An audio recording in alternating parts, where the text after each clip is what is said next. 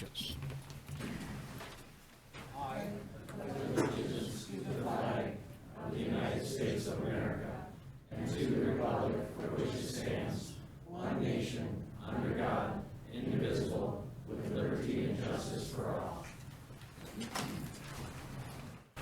Clerk, if you would please read the roll.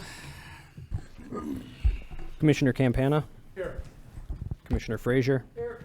Commissioner Hill? Here. Commissioner Schlegel? Here. Commissioner Smith? Here. Mayor Pro Tem Reynolds? Here. And Mayor Stonehouse. Here. Commissioners, we have an agenda in front of us. If I can have a motion for acceptance of the agenda, Mayor Pro Tem. I move that we approve the agenda. Is there a second? Commissioner Frazier? Second. All those commissioners in favor, please signify by voting yes. Yes. Any opposed by no? Hearing none, the motion passes 7-0. That brings us down to announcements. In order to have a little brief or brevity tonight, I will not read the list of vacancies that we have in the various boards and committees, but would encourage everyone to please take a look at them on the website, and please consider joining us in the city as a member of the board or a committee. That brings us down to appointments, which is item number 1 on our agenda, and that would be to appoint Amy Moss to the Presque Isle Park Advisory Committee for an unexpired term ending 04/01/22. Commissioners, what is your pleasure? Commissioner Campana? We'd like to make a motion that we appoint Amy Moss to the Presque Isle Park Advisory Committee for an unexpired term ending 4/1/22. Is there a second? Commissioner Schlegel? Let's second the motion. Commissioner Campana, any comments? Just glad to see her stepping up and doing this. Commissioner Schlegel? Thanks for your time, Amy. Any other commissioners? Seeing none, all those in favor of the motion, please signify by saying yes. Yes. Any opposed by no? Hearing none, motion passes 7-0. That brings us to the first public comment period. Comments may not exceed 3 minutes per person. Please state your name and physical address when making public comments. Thank you. James Gallant, 538 Yalma Road, Scandia. Okay, I'm here today to expand on my ethics ordinance that I filed with this board, and it's been last year, and I haven't got a response from that yet. Remember, I reminded you that at the last meeting. And since this hasn't been answered yet, I'd like to expand upon that and include the statements last week the last meeting by Mayor Fred Stonehouse, in which he said that the city of Marquette is not bound by the principles of parliamentary procedure in Robert's Rules of Order. And as we know, that is Fred Stonehouse's personal opinion. And he is representing that as being the opinion of the city. And since you all know that that's not the opinion of the city, because you all voted last year to change the rules, and which he pointed out. Last year you changed the rules that said that you shall be bound by the principles in Robert's Rules of Order. And that's been 100 years of tradition in Marquette. Now you changed the rules. This commission, you very people, voted to change the rule that says that you will follow the Robert's Rules of Order as guidelines. Well, when it said you shall, that means you will. So now that it says you will, now that means that yes, you shall. Is that it's the same. Then it says you will use this as a guideline. Now, it's interesting that the member that was, well, actually I'd like to reserve time on number 4 and number 11 also. Thank you. It is not necessary to reserve time on a public hearing item. Okay. I think that it was that the member that was concerned about how he was going to explain to his 15-year-old daughter about this marijuana issue should also be concerned about how he's going to explain to his 15-year-old daughter about how he has mortgaged the rules, the rights of his constituents, including his own daughter. Because what that does is, if you don't have the rules and you say they're guidelines only, that means, you know, and people like Fred Stonehouse and people that have been around for, you know, decades and decades, they think that the rules are like hinders their ability to do the work. Let's just get the work done. Let's just do it and get it done. But the rules don't hinder you. It provides you with rights. It provides your constituents with rights. So you have believed, because just a simple point of order, you can just read the rule. It's read onto the record. It's published in the minutes. It says that you will use it. So if you would just encourage and just request a point of order. If a point of order by the chair would just be, acknowledged and done himself, you would see that the rule says that you will use Robert's Rules of Order. So I don't know, I guess English class, I don't know if your attorney is instructing you about this, but I think you should request a point of order and get this straightened around and to get these written rules back to what they should be. And they've been a tradition here for 100 years, and we can get this back in a little bit fairer without the bullies going on. Next.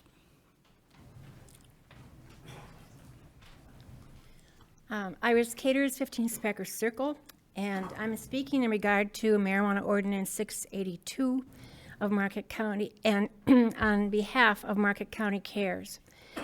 The name may be different, but almost every county in Michigan has one of these as part of communities that care across the nation that include physicians, mental health professionals, nurses, educators, and other community members who deal with marijuana, THC, and its problems every day, or have concerns about family members, especially our children, and others who are concerned about school performance and the impact on community members. As history has demonstrated with alcohol and tobacco, the approval and acceptance of a substance use among adults has always trickled down to impact our youth. The selling and use of recreational marijuana among adults in our community sends the message to youth that this is okay and acceptable. There's one major difference. A child's brain is still developing and highly susceptible to the chemical changes that occur in a body when substances like marijuana, THC are introduced. It can affect decision-making, concentration, and memory for days after use, especially in people who use marijuana, THC regularly. The committees of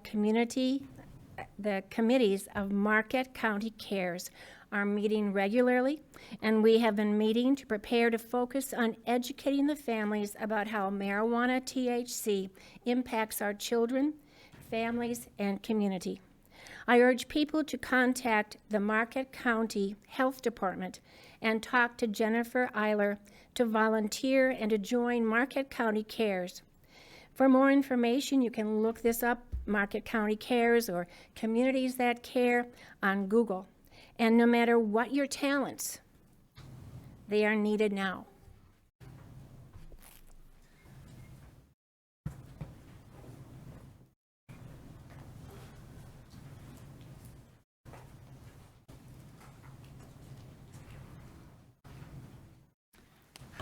Lynette Schneider, 1811 Gray Street, Marquette. And you all have a handout of what I'm going to say tonight because I get very nervous when I'm speaking in front of people.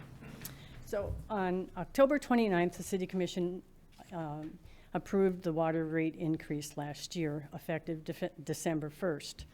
Per the Water Department, December 1st means the day that the bill is issued, not the effective date as to when you use the water. Okay, the water usage billed in December is water usage in October. My increase date was October 21st, 8 days prior to you increasing the water rates for the city. I'm told that there's 4 different billing periods in the city of Marquette. Each billing period has a different start usage date. The bills were never prorated for everyone to be charged the same rate, or starting the same day. Example 1, I have 2 examples, my own and a friend of mine. My bill was issued January 2nd. The usage from October 21st through November 21st. My friend's bill was issued on January 9th, and her usage was November 5th to December 3rd. That's 14 days difference. I paid 14 days prior to she paid with higher rates. Over your next 5-year plan, 5 times 14 would be 70 days. That makes a very, very big difference looking at it.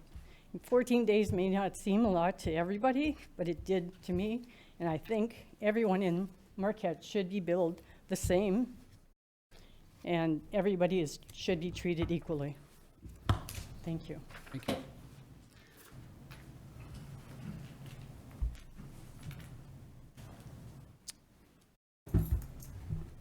First of all, I want to say thank you for this opportunity to speak. Excuse me, we needed a name and physical address. My name is Dustin Barber, and I live on 312 Summit. Thank you. Today, I want to talk to you guys about a little bit of something. Today is a day that I want to see the city of Marquette keep moving forward for the production and selling of medicinal and recreational cannabis. I am a veteran, and I have served 6 years as an infantryman.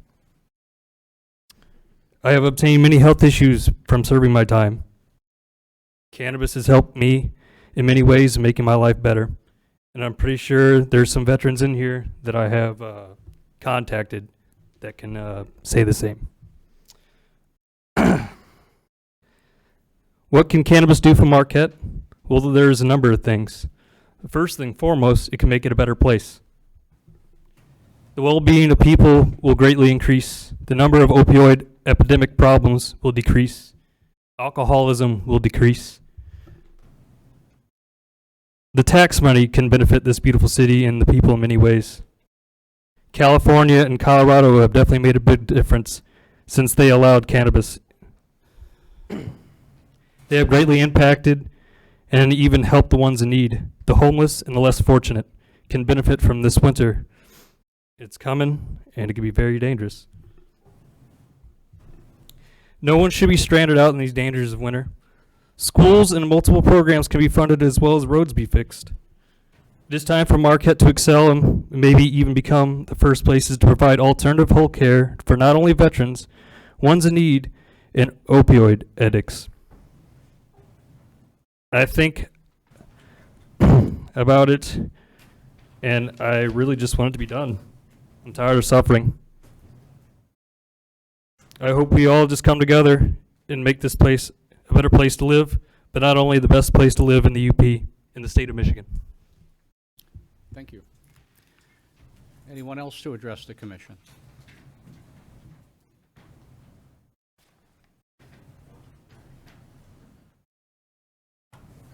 Frank Jeff Verdo, 350 East Ridge, Marquette. These are my opinions. September 30th, a well-educated, longtime resident told us she shook her head at a recent Cliffs Down newspaper article.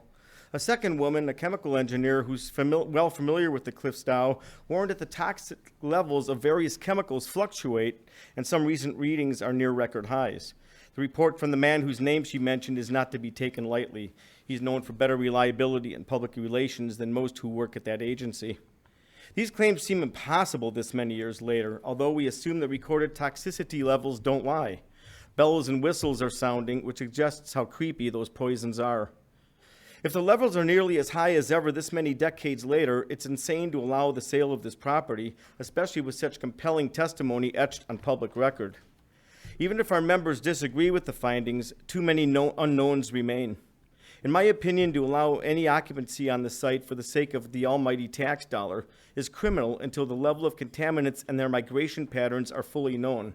Our state needs to tighten up this governmental immunity nonsense to hold the careless responsible. Contaminants are part of the reason why a 26-unit office park was approved at Cliffs Down in 1998, stupid as that was. The idea was that humans would spend only 40 hours per week coexisting with the contaminants, much less time than residents spend at home. The appellant is known to construct high-quality developments responsibly. It's hard to imagine they or any entity would invest in a property with so many uncertain variables. I wouldn't stay a month on that property. Regardless of the DEQ findings, the developer is ethically responsible to warrant prospective buyers of the site's history, including the toxicity levels and public testimony for and against. The accounts appear best told by those who worked there. No wonder the levels remain so high. A number of times, board members have said of the DEQ, they are the experts, they know what they're doing. Those members sounded born yesterday. They share a commonality with the DEQ in that their true objective is to facilitate big business by cramming down the public throats what we've indicated we do not want. Our wishes take priority over the DEQ's findings, whether the site is deemed safe or not. Any member who votes for this ought to be held accountable for health ramifications should they arise. Based on my observations over the past 27 years, I wouldn't trust the DEQ any farther than I could throw this building. Finally, as reported last time, the drawing shows the proposed public space as too narrow. Providing no buffer to the west of Lakeshore Boulevard would give the appearance that the park belongs to the residences, similarly to Founder's Landing. We've already seen too many adverse effects from eliminating buffers, for example, near Lighthouse Park and along our east-west trail. Anyone else to address the commission?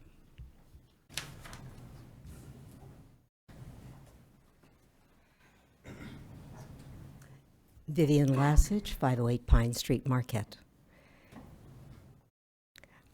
I find myself no less concerned than the last time that I addressed you relative to the issues of marijuana.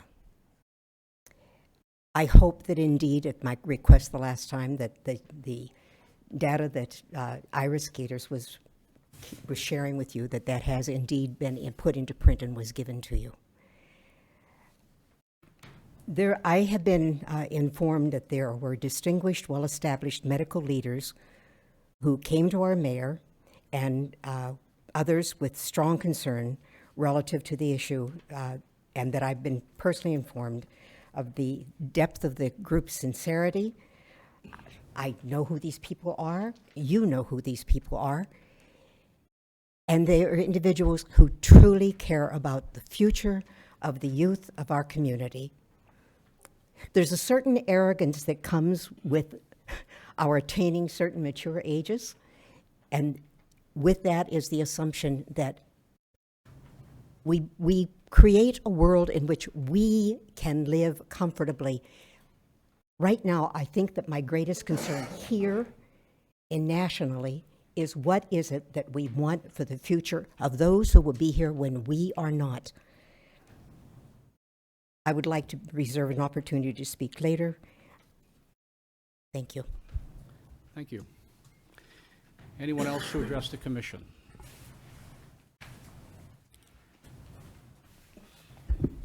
Don Finwell, 142 Fisher Street. I'm a small business owner just down the road, and I see the potential for utilizing cannabis as an economic stimulus as one that is integral to the success for the city of Marquette.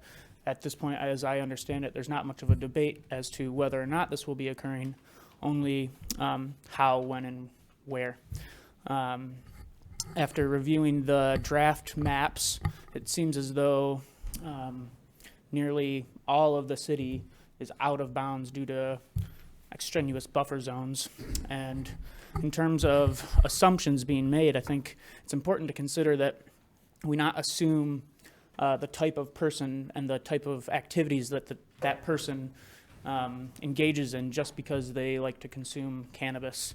Whether or not they're 500 feet from a park doesn't mean that they're going to take cannabis out of that park and sell it to a child. I think when we are working with assumptions, it's better to assume the best rather than the worst.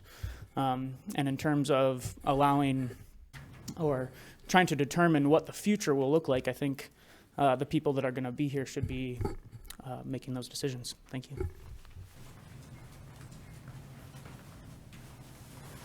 Anyone else?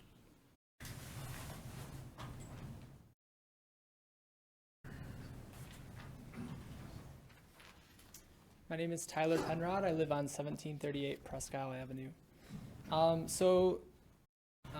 There was an article published in NPR on February 8th, 2019, in which Sandusky, Ohio made Election Day a paid holiday for its city workers. They did this by swapping out Columbus Day with Election Day, and I believe that the city of Marquette should afford its employees the opportunity to engage in their civil right to vote. So I'm going to read a bit from the article as time allows. So, Sandusky, Ohio is a small city on the shores of Lake Erie. It's best known among Midwesterners as the home of Cedar Point, an amusement park famed for its abundance of roller coasters. But last week, city leaders took steps that could make Sandusky known as a leader of democracy too. They declared Election Day a paid holiday by swapping out Columbus Day. A lot's happened in the last 3 years that had us thinking a lot about voter access in democracy. And so we thought it would be a really natural switch. In a national political climate where so much is fiercely contentious, was the holiday swap really as easy as that? Wobster says it was, and it wasn't. In 2014, negotiations with the unions that represent police, firefighters, and municipal workers, the city suggested dropping Columbus Day, but giving up a paid holiday was a non-starter, Wobster says. So when negotiations for 2019 through 2021 started up last year, the city had a new proposal, replacing Columbus Day with Election Day. The unions agreed. Participation in government at all levels is essential for everyone.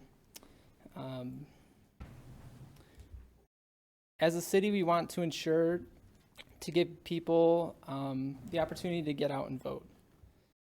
So really what I'm asking is, I'm not sure if it's the city commission's place to make Election Day a paid holiday for city employees, but I am asking for the help of individual commissioners or the commission to bring that forward to the appropriate body.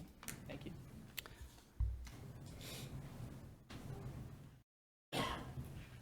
Anyone else?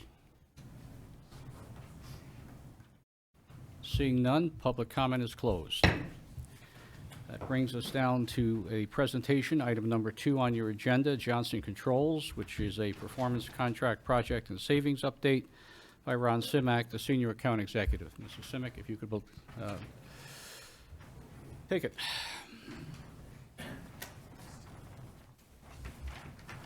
Good evening, Mayor and City Commission. My name is Eric Steeman. I'm the Director of Facilities and Maintenance for the City of Marquette and the project lead on the JCI project. We started this project just over 3 years ago, laying the groundwork for it, and I know we presented to you several times since starting. Tonight I'm pleased to announce that we are nearing final completion, and we are really close to being done with just a few last items to clear up over the next couple months.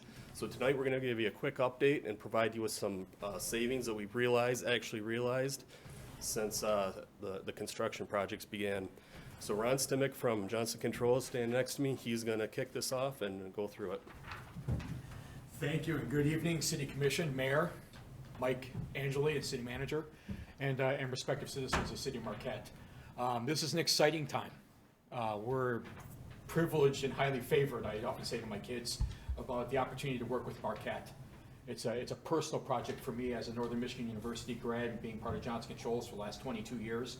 And so we've taken great pride in this project. And before I get started, I'm going to talk a little bit about why the whole project was done in the first place, what we did, where we're at today, and what to expect going forward on this overall project. But before I do that, I'd like to introduce my team. I've got from the very starts of this project, my development team, the team that was in charge of the construction, and the team that will be here to provide long life cycle support and services working with Eric and his staff citywide.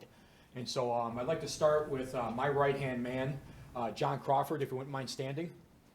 He is the Director of Engineer and has been part of this city and part of this project for over 3 years, working directly with the city. Jim Tunis. Jim Tunis has got about 20 Mondays left with Johnson Controls. He's about to retire, but he's been part of the City of Marquette for almost 3 decades. And leads our service team and the mechanical team on all the stuff we're going to show you that we did on the HVAC side of this project. And has really been, it was really the stimulant working with Eric and the team to get this whole process started. So thanks, Jim. Tim Consdorf. Tim Consdorf is the lead project executive. He was the one involved and responsible for the whole construction of the project, as well as the development side of working with the local subcontractors and a team that actually was part of the development to get this project started. Let's see who else. Sarah Paris. Sarah is our on-site supervisor. She came to us as an intern about 5 years ago, give or take. But she's also an NMU grad. She's part of the construction management program at NMU and was an intern with us working at Northern Michigan University on a project we did there, and became a full-time employee of Johnson Controls and was the on-site supervisor responsible for the construction on site every day. And so thank you, Sarah. Dan Schwab. Dan Schwab is from this point forward is your guarantee guy.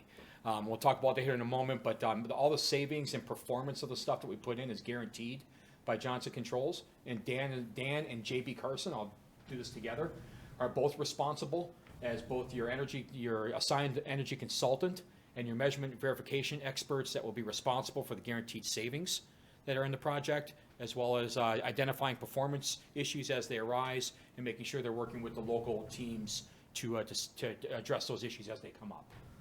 Am I forgetting anybody else? I got it right. I think that's the whole team. I'm going to make sure I didn't miss any. We got the whole team here, so I'm make sure we didn't miss anybody. And I'm Ron Stemick, and so I've been here for a while. I'm still a Uper. I live up in Hancock. So, like I said, I want to talk a little bit about why did we do this project in the first place? Why did the city take this on? The desired outcomes of the program, the challenges that the city was facing at that time. 3 to 3.5 years ago. The project solution, which we'll go through of what was done as part of this project. A key component of this was sustainability and making sure that the city was contributing to a green project, and we'll talk about the benefits of this project that way.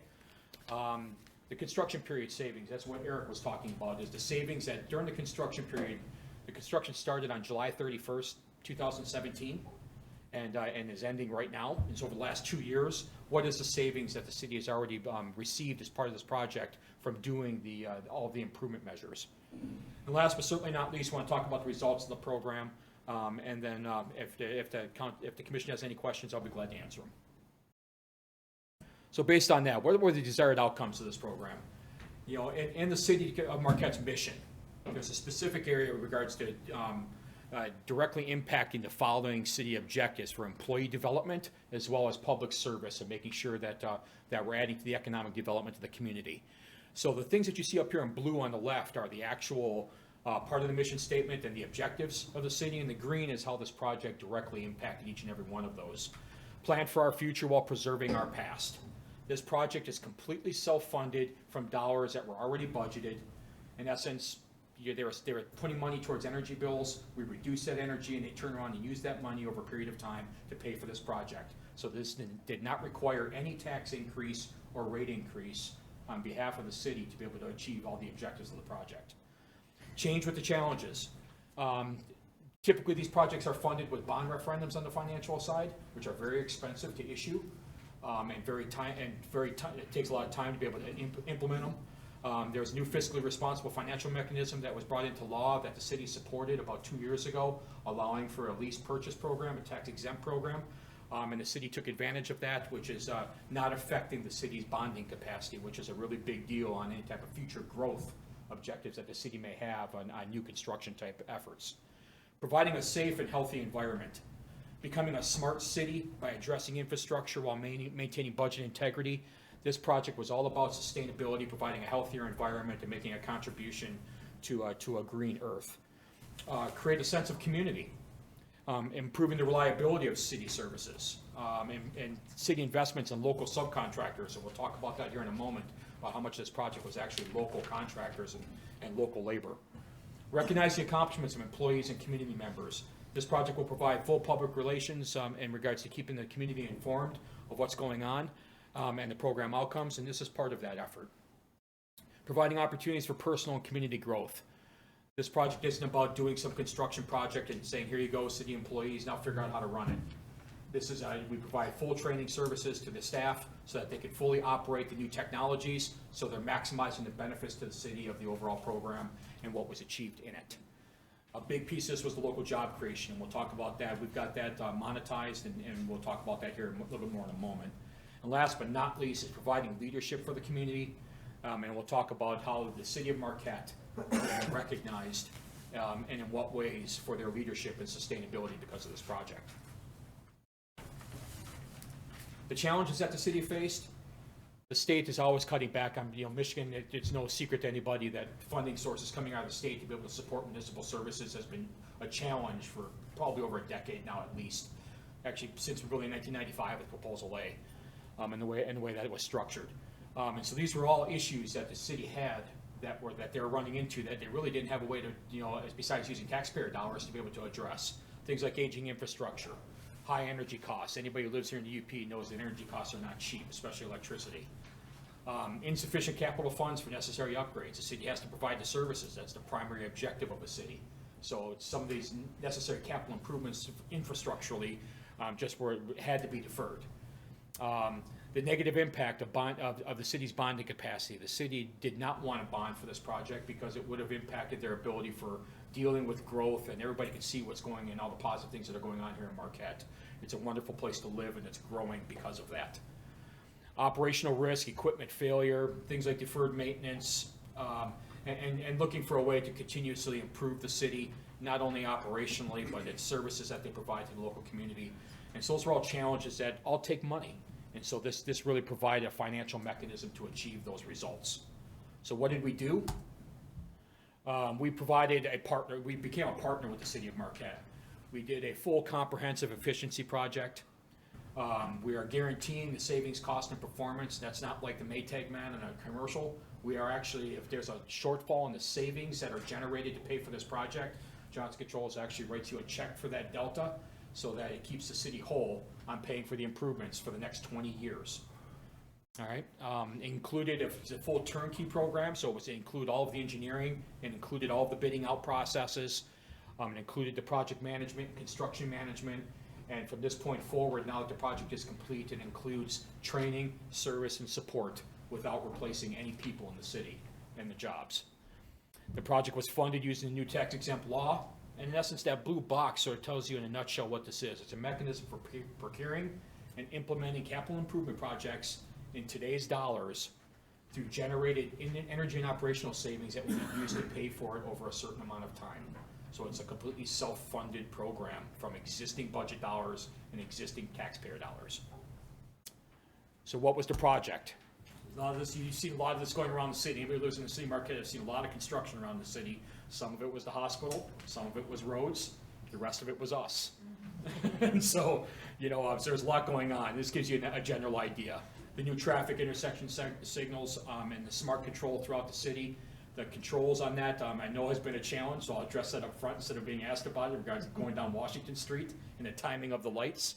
That had a lot to do with the programming on the program. And Tim Constorf, would you like to give an update on that? Because I know that's a question by some here.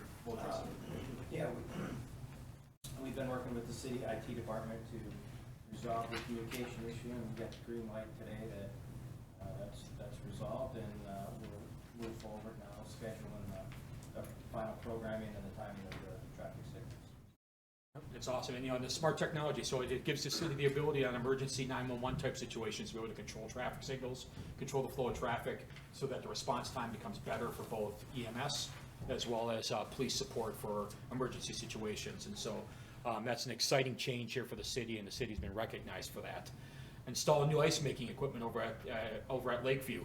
A new fire alarm system at Lakeview to make sure that when you go and watch the games over there and you visit that arena, that it's a safe environment, but also extremely efficient. And that is where a lot of the savings are coming from, is those changes. And you can see by the pictures that left is the new ice making equipment that was installed, the new lighting that's over one of the arenas. It's throughout the whole building, but that's just a picture of one of the arenas. And so, we're excited about that and the outcomes of that, and that's going to produce an environment for, the home of hockey. On the water and wastewater side, this was a significant area of change.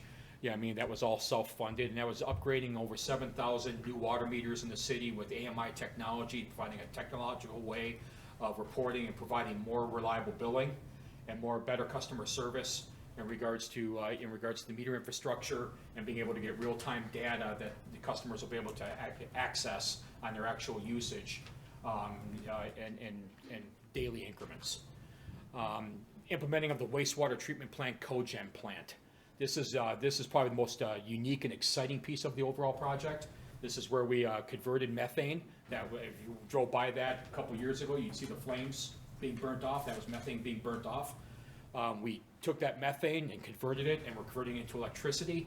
And that plant is now 99% net zero on electricity. It no longer requires any outside sources except for a few days during the summer during the peak season. So that whole wastewater treatment plant is now net zero on electricity. That's exciting, and that's really a huge statement, and one of the first wastewater treatment plants in the state and throughout the country to implement that type of solution to get to net zero. So that's a significant accomplishment, and bravo Commission for recognizing that and supporting that.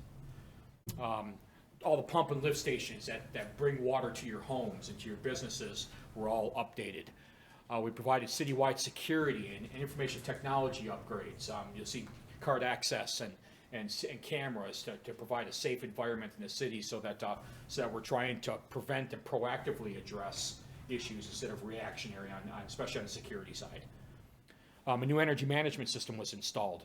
Yeah, I mean, Eric has control in looking at every building on campus or throughout the whole city, and be able to control and adjust energy usage so that we're being as efficient as possible without human interaction. Eric can control that right from his laptop or his iPad at home or whatever he decides to use. Yeah, you see, this is a big change that you physically can see, the LED street lighting upgrade. There's 19 street lamps that aren't done yet out of all the street lamps in the city, and they're right on Washington, right up by the State Bridge.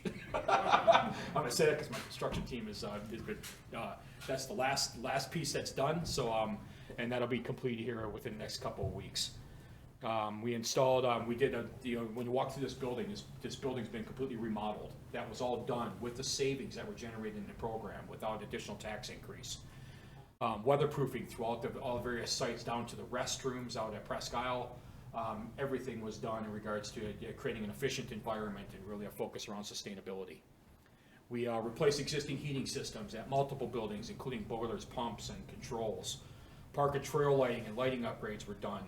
The city now has control of some of the park areas so that dark sky events that take place, or 4th of July events can take place, and they can control the lighting without having a physical presence even on the weekends, so that they can control that and provide that type of environment for those type of events. So that's exciting.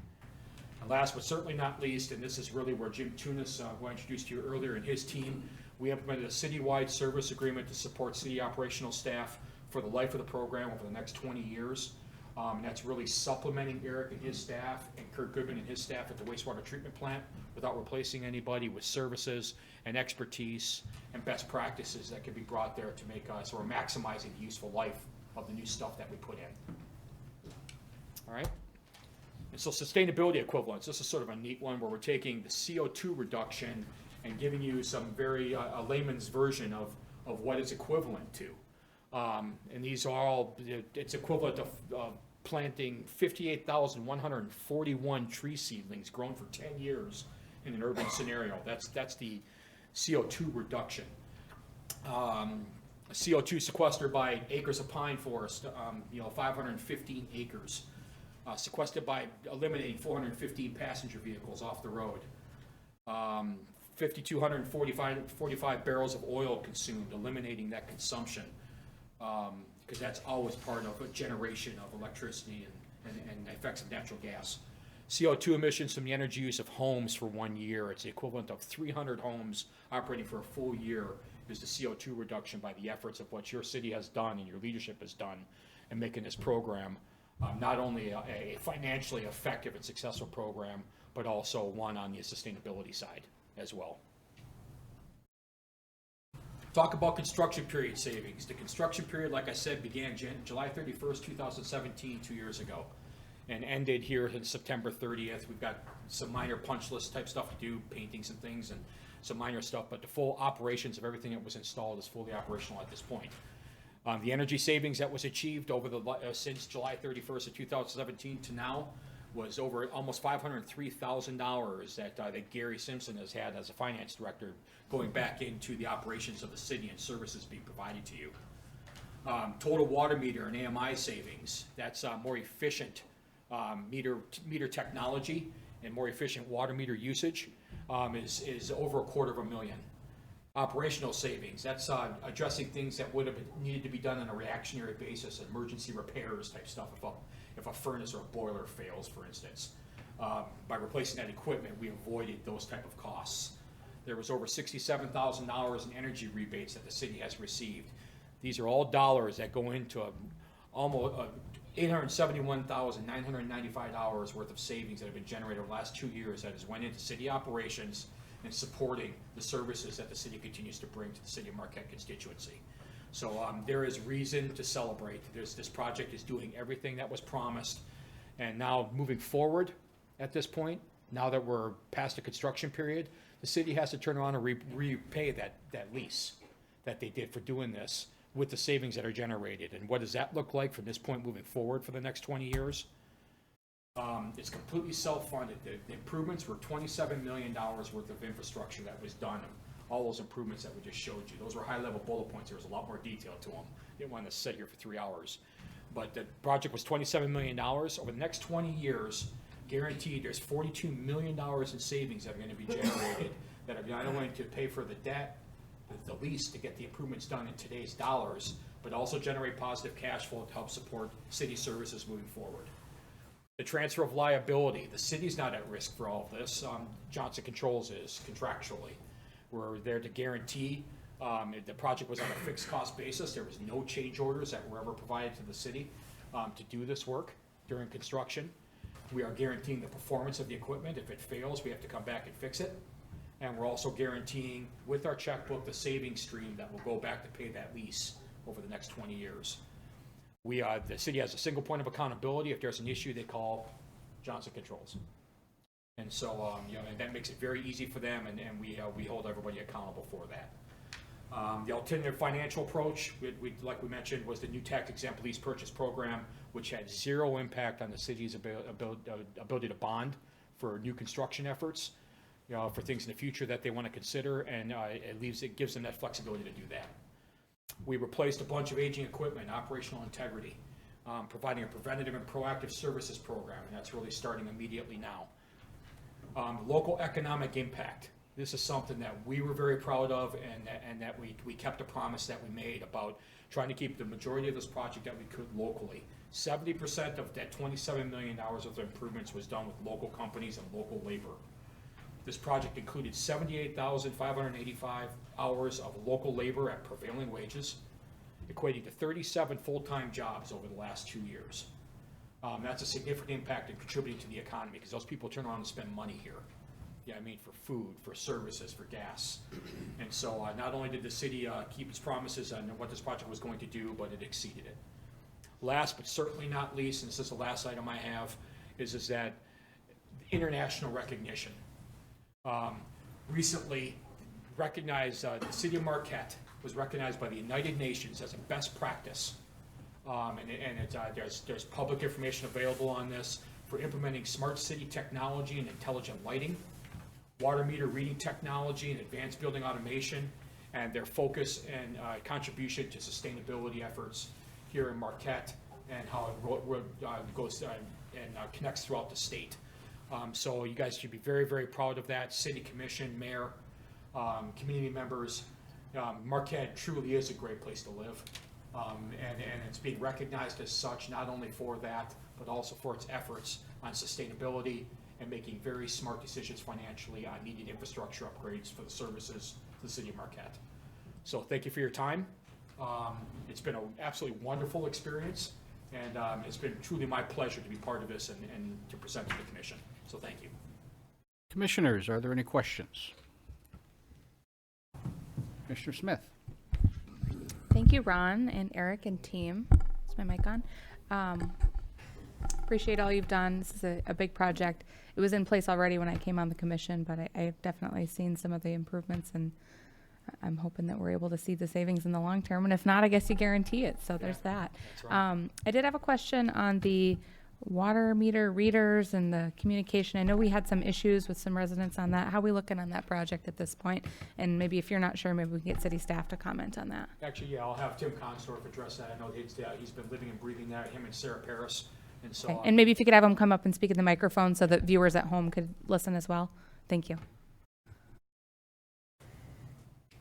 Yeah, currently we're at like 94% coverage, and our guarantee is 98, so we're working up to that. We have some technology challenges that we had the manufacturer come out about 2 weeks ago, and they identified some changes that they're gonna make, so they'll be making a return trip to correct that. Okay. They'll be done between now and December. Thank you for the update. And I'd like to add, we have about 100 meters left to install. Maybe just a little under 100. Yeah, out of over 7,000. So we're getting really, really close to being complete. Great. It was a challenge, to be honest with you, because of geography. with Marquette Mountain and South Marquette and the geography of the Marquette area. And that was a bit of a challenge, and so, but it's being addressed, and it'll be complete here by mid-December, and in December at the latest. Thank you, appreciate it. Mr. Schlegel, I think you have a question. Yeah, thank you. Ron and Eric, thank you, and crew. This is stuff that I really get excited about. I know it sounds kind of boring sitting here talking about it tonight, maybe, but the efficiencies are just such a great and such an important thing to move us along into the next several years, up to 20 years with this. And I know that a lot of the things that you picked up here, and I was following this for years, leading up to the implementation, of course, before I got on commission as well. But I don't want to downplay the importance of these improvements, because it's just amazing just to look at this kind of energy efficiency and savings. But this was a very much a pile of what I like to call low-hanging fruit. It was going in and saying, okay, here's all the stuff that we can fix relatively easy. We can maximize our return and make sure that we're gonna be able to guarantee the savings for the community. So, and I totally get that. I do that for a living myself. So that this all makes complete sense. I know that there's got to be this stuff that was right on the bubble, a good list of things that were kind of maybe we wouldn't put them into the program. Maybe they would fit depending on timing and many other factors, I'm sure. But I would hope that city staff has got a list of those things that we can continue to improve on and implement in our own time and our own dime, because these efficiencies are what's going to kind of keep us from falling behind. And if you look at the reasons that we have to have increases, whether it's the water rates and things along those lines, it's because of efficiencies. We're installing things that are using less water, and it's great, but our infrastructure doesn't get any cheaper to maintain. So we're winning that battle with this group, and I'm really excited about that. And to continue with the efficiencies is what we have to do in order to really make sure that we're not going to have to pass along extra dollars, okay, onto the taxpayer, onto our residents and the city here. So this stuff is just so exciting. I was excited to see it come through, and I don't know, I'd love to hang out sometime and talk about it further. So thanks again for all your work, guys. We can definitely do that. And the stuff that wasn't complete, because there was stuff that couldn't fit into the project, that's been all part of Eric's long-term planning for capital improvements going into the future, because it's not solving every nut and bolt in the city, but it definitely took care of the low-hanging fruit. Absolutely, no question. Any other questions? Commissioner Campana. Well, Ron and Eric, really don't have a question. And to the rest of the group, your group, I just hope that the residents of the city realize that this is probably the #1 greatest venture that the city has ever taken on. I mean, the residents are getting $42 million worth of improvements, and it's literally costing the city zero. I mean, it's going to be paid for by the energy savings that we get. All these things happen at once, whereas if the city was going to pay for them, it may be 30, 40 years before we could get it done. You guys came in, the city didn't have to do anything. We could devote our time and money to other projects while you guys took care of the low-hanging fruit. So this is just a tremendous project, and we can't lose on it, because if we do, you have to cover the loss. So, I mean, it's the greatest, one of the greatest projects that the city has seen. So we thank you for doing it. Thank you. Any other? Commissioner Frazier. You guys did a great job improving everything in the community. I mean, even Lakeview Urine has been struggling for years. We've always said kind of like a boat is a hole in the water to sink money into. Everybody's always said Lakeview Arena is just a hole in the ground to sink money into, and you guys have turned that right around. It's now efficient, doing a good job. It's making up for what it should be doing, and very involved with the community.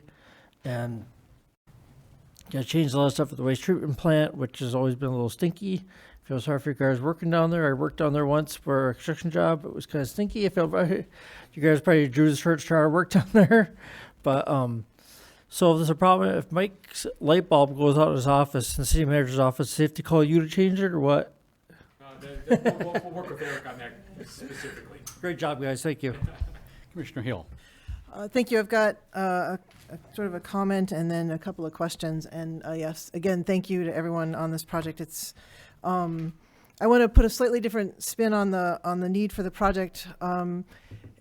In making our community more energy efficient, it's also a way of directly addressing climate change.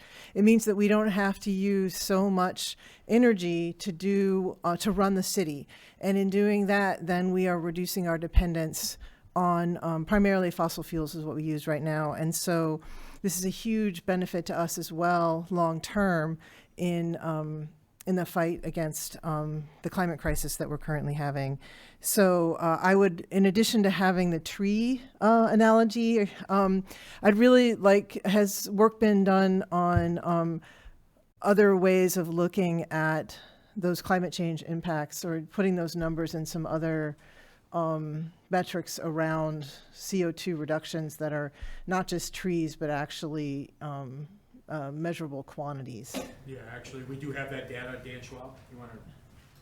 Yeah, the actual chart comes from the Department of Energy.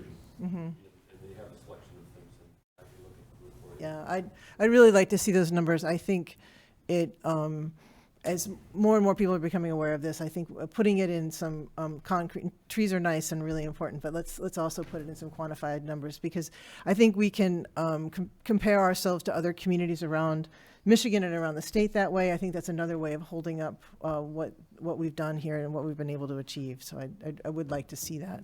We try to keep this in layman's terms, otherwise I use that tool to your point, but we do have it in tonnage reduction.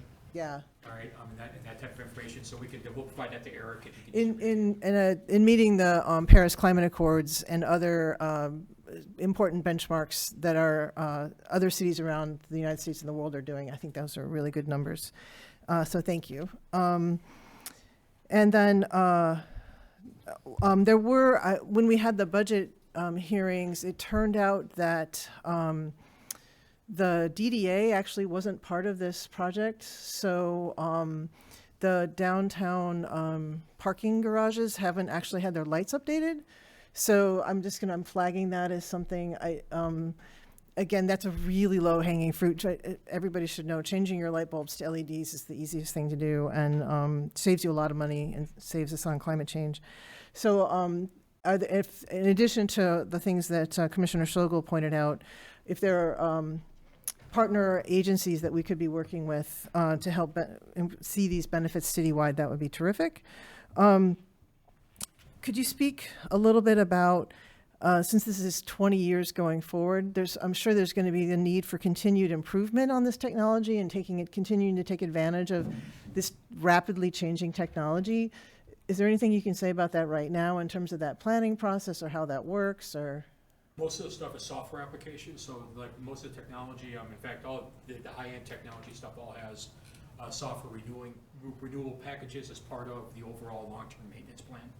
And so we'll work together with Eric with that, make sure that he's got all the information he needs. That'll be part of the operations and maintenance manuals that we provide, is all that warranty information and follow-up information on that. But that is built into the overall plan on the life cycle basis to continue to make sure the software that's used in those applications continues to be updated as new versions come out. is that custom or is it off the shelf? No, none of it's custom. It's all Good. That's it's all better. all Yeah, software. that's better. Okay. Yes. Good. And then I don't know if this is when we want to talk about the water billing question, or we want to wait till later on the question of the water billing. Okay. Okay. Those were my questions. Thank you very much. Well, thank you very much for the presentation, and I think the remarkable data and where we've been able to go. When you think about this, this is a remarkable environmental statement of success under any way we choose to look at it. Not only is it more efficient, not only are we saving money, but we're making, as Commissioner Hill indicated, a very strong and positive statement from the environmental perspective. And we need to continue to do that, and this is one way we can certainly make great inroads on it, but only by being able to partner with JCI was this possible. So on behalf of the Commission, thank you for the great work that's been done, and certainly what we look forward to continuing with. Thank you. It was truly our Thank honor. you. Thank you. That brings us to presentation number 3, which is the Peter White Public Library Board, and that by Library Director Andrea Egmeyer. Andrea, the floor is yours.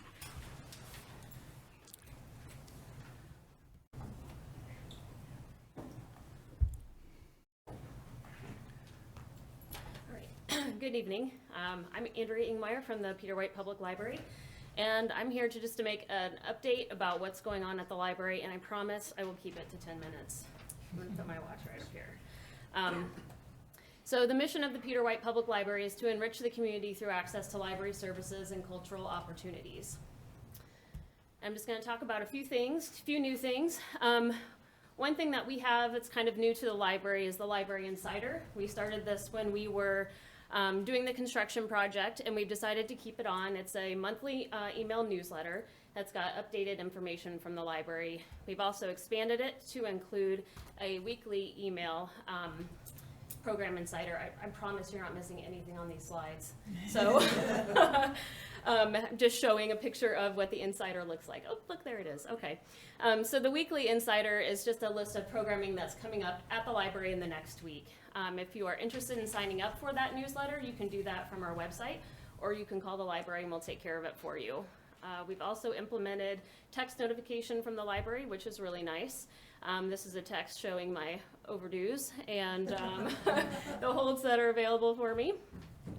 Talk a little bit about our Youth Services Department. The statistics that are in the slideshow and also in the handouts that I delivered to you up here in front, and there's some at the back of the room, are all from fiscal year 17-18. The new statistics, of course, ended in September of 2019, so we don't have those quite ready yet. But in 17-18, our children's programming had an average attendance of 1,143 people a month, which is pretty outstanding. Our teen programming, we see an average of about 140 a month. And just highlighting one of our special programs, which is the Primetime program, and that is a program that we partner with a lot of different community partners, and we work with families to teach them how to read to their children. It's something that not everybody has been taught, so we're helping families learn how to do that and participate in reading with their children, which is a really crucial part of our mission. So adult and general programs, we see about 526 adults attending programs a month at the library, and we have a lot of music programming. We're very fortunate to have the Carol Paul Trust Fund, and that pays for the majority of our music programming, so we are able to bring in some fairly large groups, a lot of them in partnership with either the Hiawatha Music Co-op or the Marquette Area Blues Society. And we bring those groups in and host them at the library, and we're able to offer a lot of those music events for free. So this is just a little chart showing some programming comparisons between 17-18 and then 18-19 as of 10 months worth of data. And I think it's really interesting to look at the data comparisons between 17-18 and 18-19 because we were under construction for a lot of both of those fiscal years. And we really didn't see a whole lot of impact in our programming. Thank you to the community for being very patient with us during construction. I know some of the environmental quality was less than ideal at various points during the construction project, but we are very grateful to have the patience of the community and the support of our staff to have been able to continue to be open during all of the renovation. Our meeting room usage, we see about 1,870 or so room usages a year. And I think this number is probably underreported because we don't track the room usage that's drop-in. So these are only reserved booked room reservations. They do not include anybody who just comes into the library, sees an open room, and is able to use it. We're working on a tracking mechanism for that right now. We do have some paper forms in each of our meeting rooms, and then also a jot form that people can indicate that they've used the room and kind of what they've used it for, in the hopes that we can better report that drop-in usage. This is some township-specific statistics. So in addition to the city of Marquette, we also have service contracts with some area townships: Chocolate, Marquette, Sands, Scandia, and West Branch. And these are statistics specific to the people who are residents in those townships. And this is our township book drop statistics. So we have book drops in Chocolate, in Marquette Township over at the Westwood Mall, and at the Sands Community Building, and at the Scandia Township Hall. And this is from our holiday walk this last year. We had living trees in addition to 70 plus Christmas trees in the library that community groups will come in and decorate for the season. These are some of our partners that we work with on programming, and you know, I always want to point out the great working relationship that we have with the City of Marquette and the Arts and Culture Center. They're a wonderful partner. We love having them as a part of our facility, and we are working on a renewed lease with the City of Marquette Arts and Culture Center right now. But we're very glad to be able to partner with so many groups in the area to be able to bring quality programming to the community. So talk a little bit about our spaces. And kind of going through some of the renovation changes. We did some, this is actually what started the whole project, was the front of the building. We had a pretty strong crack going up the facade, and so the pieces of stone came off the building, were reworked and put back on, and without the support of the City of Marquette, we wouldn't have been able to fix the library as quickly or as accurately as we were able to. So again, lots of gratitude for the support. And fortunately, we were able to also fix our stairs because we found out working through the project, well, we had a little extra money, maybe we would go in and patch the stairs a little bit, and discovered there was actually no supporting structure under the stairs left. It was all sandstone, and that sandstone had broken down significantly over time. Yes, I did put it in there. I couldn't remember if I included the Flower Day picture or not. But when this picture came out, the first thing that I thought to myself was, thank goodness we were able to replace those stairs, because that's nearly 300 people and like 5 dogs or so on the stairs of the library. But again, this is just one of the fun things that we like to do to be able to participate in the community. So keeping the past and updating it for the present is one thing that we really focused on with our project. So the picture to the left is our art print collection. We have had an art print collection for a really long time. It circulates, you can take them home with you. But they were kind of like against the floor, leaning up against the wall. They were kicked, they were hit with the sweeper. So one of the things that we decided we wanted to do in this project is figure a way to better display them. So those are the cases that we had built. To the right is our boat desk. That was previously the children's room circulation desk, and it was donated to the library by the local Rotary clubs. And so we did not want to get rid of the boat, but we needed to find a better use for it because as a desk, it wasn't working for our staff. Turns out it's a great boat, and the kids really like it. So they've got all kinds of little toys back in there to play with, and we hired a local contractor to come in and make it a little bit more updated to function as a play boat. We also wanted to capitalize on one of our best assets, which is our view of the city and Lake Superior. So we had some old countertops that were in the windows, and they were falling apart. They were very difficult to plug in, and you might realize that a lot of people like to plug their devices in. So we took those countertops out so that we could put in furniture that would be easier for people to plug in with. This was one of our major efficiency challenges at the library. We had the windows, the atrium windows on the front, the parking lot side of the building. We replaced that with a flat roof that could have HVAC controls. So previously it was either a sauna in there, or it was you were getting snowed on. You dressed for 4 seasons when you came to the library to use one of those rooms. So we're really pleased to report that the rooms are in much better climate control. And the one that's in the children's room, the picture to the right is showing the inside of what the room looks like now. That's our children's programming room. Some other things that we did, we put a new chiller on the roof, put in new water fountains that have the bottle filler, and also fixed this tricky step. And it's these little things that drive you crazy. This tricky step had a gap in it that I could just see somebody's foot going straight down and then falling down the stairs. And so, as silly as it sounds, I'm really happy that the tricky step is gone. Planning for the future. So we talked a lot about how we were going to make ourselves really vibrant and part of the community for a long time. Again, capturing on our view of downtown, our view of Lake Superior. If you haven't sat in the window seats on the upstairs of the library and just, read your book, drank some coffee from our local roasters in the library, and just take advantage of this view because it's really fantastic. We did add a vending machine or vending area at the library, so we don't have the cafe anymore. I know the people who loved the cafe in the past, we just couldn't make it work with, we tried a lot of different companies to make that work and just couldn't quite get it together. So we did put in vending. Outlanders is providing the sandwiches for that, and we do have a book drop right in the entrance of the library. We added self-check machines, so people can check out the materials on the lower floor, but also on the main floor of the library. And we added a local history room. So all the materials that we had to move when we had to move everything in the library, we found a lot of hidden treasures. And so we decided that we had a lot of local history materials that we wanted to take a little better care of. So we established a local history room. We also added 3 study rooms that can be checked out. Really hustling here. Community room. Like I mentioned before, the meeting rooms are really highly used here at the library, and so we wanted to make them all easier to use technology. So we've integrated technology into the rooms. Not every room has this technology, but most of them do.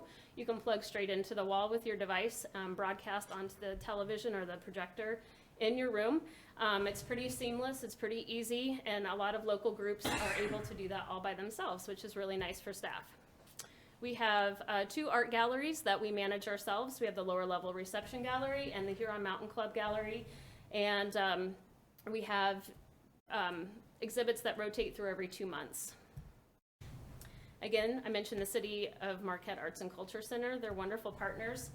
Another partner we have is our Friends. Our Friends have a bookstore on the main floor of the library, and the Friends are earning about $30,000 a year from that bookstore, which is amazing, and they support a lot of our programming through the revenue generated. There's just a picture of the upstairs. And I always like to mention our staff because we have a wonderful staff. They're really 95% of what we do at the library comes directly from our staff. So I always like to give them lots of kudos because without them, the library would not be nearly the place that it is. Financial stability. We are on the ballot in all townships in 2020. Hooray! This is kind of just a quick snapshot of our approval rates for the last couple elections. Let's see. We did have a Headley amendment, or Headley override pass in 3 different taxing districts this last year. City of Marquette, Chocolate Township, and Sands Township. And this is the financial impact from that. You'll see that the City of Marquette is kind of a neutral change, but that's because of some of the other tax changes in the city. And planning for future financial stability. We're really tackling the energy efficiency issue. We've been negotiating and have revised our contract with our staff. We have upped our fundraising significantly. If you haven't been to the spelling bee in the last couple of years, you should come check out our spelling bee. It's a lot of fun. You can participate in the spelling bee. It's a lot less about spelling than it is about having fun and making people wear bee suits. So I just want to thank you for your continued support, and if you have any questions, I'd be happy to answer them. Commissioners, any questions? Wow. Okay.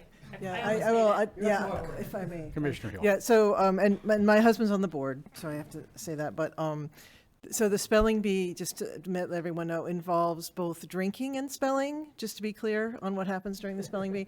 And I haven't made it out of the first round yet, but it's a lot of fun. So I haven't gotten to wear a bee suit yet, but it's a great time, and thank you. You guys do so much for us, and congratulations on the renovations. Thank you. Commissioner Smith. Thank you for the presentation, Andrea. You're welcome. Always a pleasure to have you here. I feel like we just did this at budget season, but the room was a lot emptier. I know it was. Yeah. Nobody wants to come sit. I know, but so, I mean, I feel like we've already had these conversations. We appreciate what you do at the library. You have the support of the city, and thank you for the great programming you offer. You're welcome. Commissioner Frazier. Your spelling bee might be more popular with a certain punch if a certain punch might be available. Seeing no other commissioners, Andrea, we all know that Peter White's the jewel of the city, and it truly is. But we also have to commend the staff because they are worth every accolade possible. Certainly are. They are just tremendous, and we thank you for your leadership. We thank the board for its leadership, and for truly making the Peter White Library something remarkable in the city. So thank you very much. You're welcome. Commissioners, that brings us down to item number 4, which is the public hearing for ordinance 682, the adult use recreational marijuana establishments. Before we begin, though, we're going to use a little technology on this, in that we have the ability to project the entire ordinance onto the TVs. So you'll see the ordinance up for the TVs, and you'll see it change when commissioners choose to talk about individual sections of that ordinance. And should any changes be recommended or suggested or made, then those changes will be instantly made against the existing ordinance. And you'll see what was struck out and what was added in. So you'll watch the document in real time change as we move through it. The changes will be made by staff that's at the small table, and it should work out all right. We tested it today, but again, that will be going on. That said, clerk, if you will please read the base document. Thank you, sir. On February 25th, 2019, the City Commission adopted Ordinance Number 675, which prohibited all adult-use marijuana establishments in the City of Marquette. The ordinance provided that the City Commission must begin a review of the ordinance within 60 days of the promulgation of final rules by the Michigan Department of Licensing and Regulatory Affairs. Legal and regulatory issues regarding the Michigan Regulation and Taxation of Marijuana Act remain unsettled, making it difficult for municipalities and prospective operators of adult-use marijuana establishments to determine with certainty the current and future state of the law. Specifically, Attorney General Dana Nessel has created a work group to suggest possible changes to the law, and the Marijuana Regulatory Agency, part of the Michigan Department of Licensing and Regulatory Affairs, has issued emergency rules that expire in February of 2020 and which create 4 additional license classifications. Given the challenges mentioned above, along with the need to have local zoning regulations and a licensing program in place, the city will not be prepared to allow operation of adult-use marijuana establishments at the time the state starts to accept licensing applications on November 1st, 2019. At the direction of the City Commission, the City Attorney and relevant staff have prepared the attached ordinance to allow adult-use marijuana establishments in the City of Marquette. The ordinance will become effective June 1st, 2020, which will allow adequate time for city staff to draft license applications, assess the application and review process, establish license fees, review enforcement policies, and amend the Land Development Code in order to provide a regulatory structure for adult-use marijuana facilities licensed under the law. Tonight's public hearing was scheduled during the Commission's regular meeting of September 30th. Fiscal effect uncertain. Recommendation following the public hearing: adopt ordinance number 682, adult use marijuana establishments. Alternatives as determined by the Commission. I will open the public hearing in just a second, but when we finish the public hearing, I'm going to turn the floor over to our city attorney, acting as our parliamentarian, who will walk us through the process we will use to make changes to or accept the ordinance in question. It's a little bit more convoluted than we would normally use because of the type of document it is. So that way everyone here, everyone watching on television, and the commissioners too can be refreshed in the process that we'll be using for that. But that will be immediately following the public hearing. I declare the public hearing open on ordinance 682. James Gallant, Marquette County Suicide Prevention Coalition, Scandia. I need a physical address beyond Scandia. I'd like to request for a waiver for that. I've only given it A to you waiver, about I need a 500 physical times. address. Then is there a process for I getting need a a waiver? physical address. It's the 538 Delma Road. Okay. I will ask you to please be civil when addressing the chair. Absolutely. I need a physical address. You don't need to yell Gave it. you. Please state it. It's 538 Yalmer Road. Y-A-L-M-E-R. Thank you. Scandia. Thank you. Now, does my time start since you just did that to me? Now, this is interesting that you got some convoluted rules going on here. Would you make up something new? It's just like Robert's rules doesn't apply, right? It's like you're not bound by any of the rules or 100 years of rules. This convoluted. Yes, it is. Absolutely. And possibly illegal, which you kind of like open yourself up for litigation here because there's a lot of folks that are going to be on both sides of this issue. And, but as the mayor said, not a whole lot of money in this. So you folks are thinking there's going to be a whole lot of money. There's not a whole lot of money in this. So I would like to revise my request that you not have 20%, that you have at least 50% of any kind of proceeds to go for education or unintended fallouts of this whole issue and addiction and suicide prevention that are a part of the issues. And that's only a part of the issue, so it's only one little issue, see. The substance abuse is actually one of 10 things that are the known risk factors for suicide, is substance abuse. And growing up in a home with substance abuse is called the ACE study. So I would ask you to look into the ACE study and get the health department is doing trainings on that. And to get all of these issues, it's a start to address all the social issues that are just not only stemming from, but are a result of the substance abuse. And just think close and hard, and you probably should have thought a little something better than convoluted for the rules. And but I guess it is what it is what we got. And please consider that ethics ordinance violation complaint that I filed, because this is actually the reason why. It's because these controversial issues come up. Nobody, blah, blah, blah. What are the rules? The bully with the gavel is the rules. It's index rules. And every one of you has then reserved the right to, when the mayor and the mayor pro tem are not here, you get to ascend to the chair. And then they all better watch out. So you kind of play nice. So it'd be like, you got to watch out when you're in a pack of bullies. That you might want to start over and get some rules first. Thank you.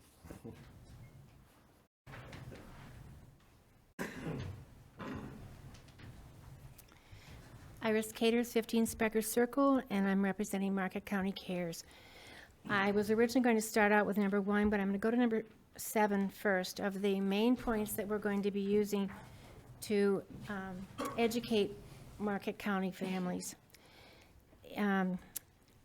Colorado University has reported that states legalizing marijuana, THC, report $4.50 spent for every $1 taken in through taxes and other charges. So really, please do not look forward to money for roads or care for the homeless or other things, because this is not a big windfall. So, starting with the most important, number 1, using marijuana THC reduces school performance. Students who use THC tend to get lower grades and are more likely to drop out of school. So that's number 1 that we're going to teach families in Marquette County. Number 2, research suggests that people who use marijuana THC regularly for a long period of time are less satisfied with their lives and have more problems with friends and family than those who don't use. Number 3, marijuana THC impairs driving ability, alertness, concentration, coordination, and reaction time. Those teens who use have 65% more likely chance to get in an accident. People who use marijuana THC before the age of 18 are 4 to 7 times more likely to develop dependency. Number 5, there is no standard of regulating marijuana dosage at present time. They're working on that. And that dosage can be greater than 50 to 80%, unlike the 1990s, where it was about 2% or a little bit more THC. Number 6, states like Colorado and Washington that have legalized marijuana report an increase in school and youth use. I gave this information to Chris last time. The next time I'm here, I'll give the sites. But this is from Marquette County Cares, not from me. This is from a group of professionals, drug educators that are in Marisa, that are in the Marquette County Health Department, who are working in the hospital, who are working with this as their professional and profession. And that's, I want to make us clear that it's not from Iris Caters. This is from Marquette County Cares, and I hope that people will join all of us. Contact the health department, please.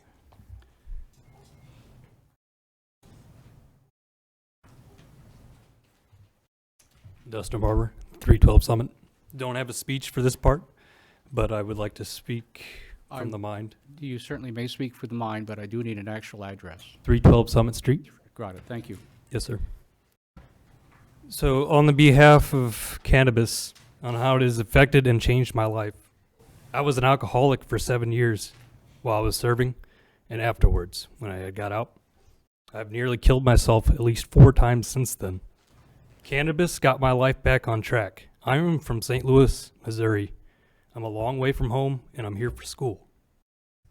And I go to school every day, I do my homework, and I get on with my day, and I don't cause no trouble with nobody. And I just want to help myself, and I want to help other veterans that struggle, as well as other people that have to struggle with their problems at home and other health issues that it can benefit, like cancer. There's been tons of cancer research for this. You know, there's a lot of facts that have been backed on Samson oil. I know some people back home that have used Samson oil that have treated dogs with cancer and have treated humans with cancer. But this is kind of nervous, but that's all I have for now. Thank you. Thank you.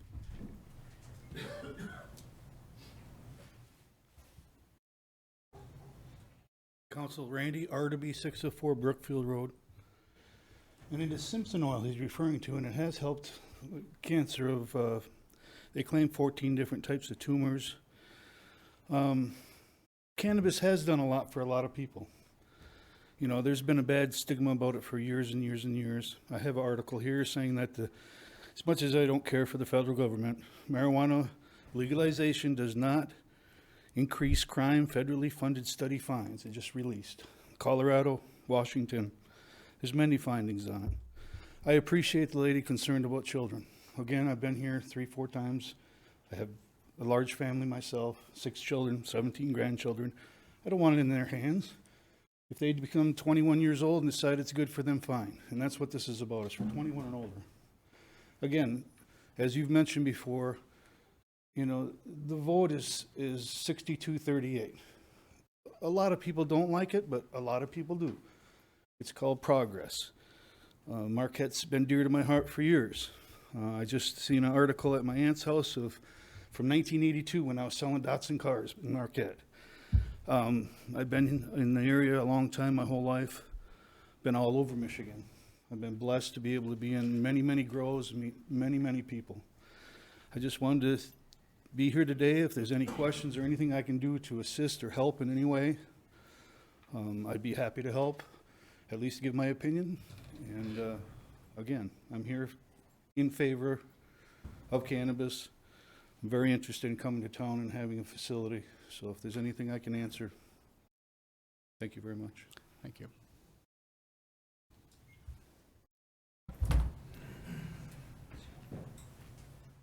The front one, please.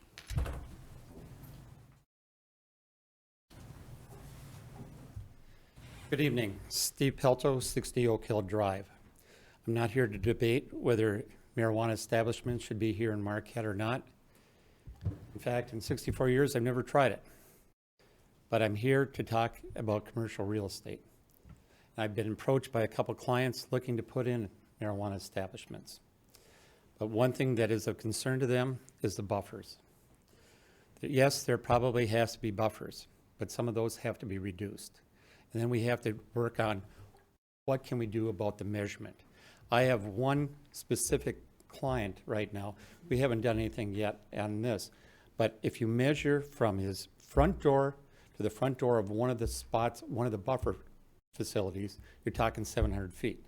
If you talk from property line to property line, it's 200 feet. So I think we need to be realistic in what we're doing. We need to go from a front door down a realistic path, whether it's a road, whether it's a sidewalk, whatever we have to do, not from property line to property line. In fact, this property, you have to slide down a hill in order just to get to it from this other property. So what I'm asking you for is to look realistically, if this does pass, at buffer zones, maybe reducing the distance and also looking from a door to door.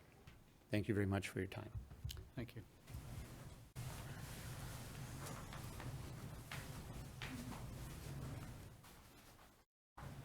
Scott Meehan, 818 Horseshoe Lake Drive, Glen. I'm not from Marquette, but I have been here for the last 8 years. I ended up visiting here and I stayed the entire time because of the medical marijuana laws that you guys had. And over my 8 years of staying here, you can only legally take care of 5 patients at a time. So there's a huge excess of cannabis. So what I did was I made bought good animal fat or good butter and made like salves, right? And my biggest thing is running into someone that's 55 and typing all day, and their hands are shaking and they have this crazy pain, and they've had it for 20 years. And you put the oil on, and in 10 minutes they're like, my God, the pain's gone. In 10 minutes. You understand? For something that may cost $15. So I think that a lot of people, they see people smoking and they have the wrong idea what's going on. Because gout foot, there's people with traumatic brain injury, 6 months, headache. You know what I mean? They take the oil, you put the butter on them. They're done the next day. You know, like a lot of people do have habits that cause these reoccurring issues. But at the moment of using the medicine, it works 100% better than anything they're going to have at the hospital. A lot of people have been getting sick lately, coughing, puking up blood, that brain-eating disease. We go and give them a capsule. It's about this big, and they take it, and the next day they're better. 2 days later, they're back at work. They've been sick for months and months, you know. So I just wanted to say, over time, this will look like a much better decision for you guys than like right now when everyone's like the kids and the pain, you know. So I just wanted to say that I have hundreds of letters of people that were instantly healed, you know. So I just wanted to share that with you guys. Thank you. Thank you.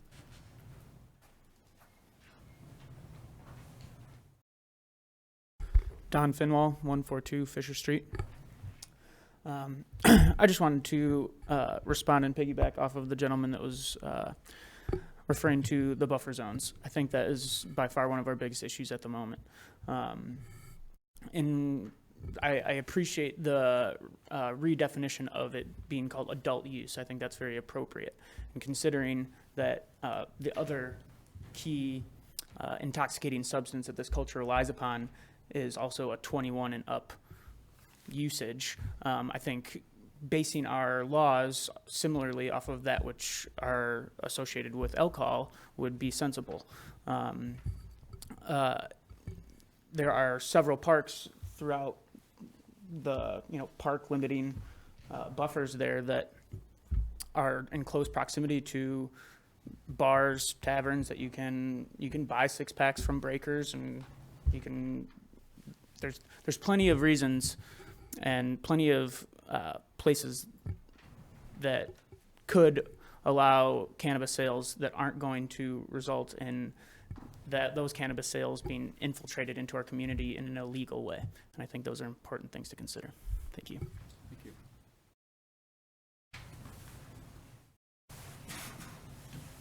Anyone else?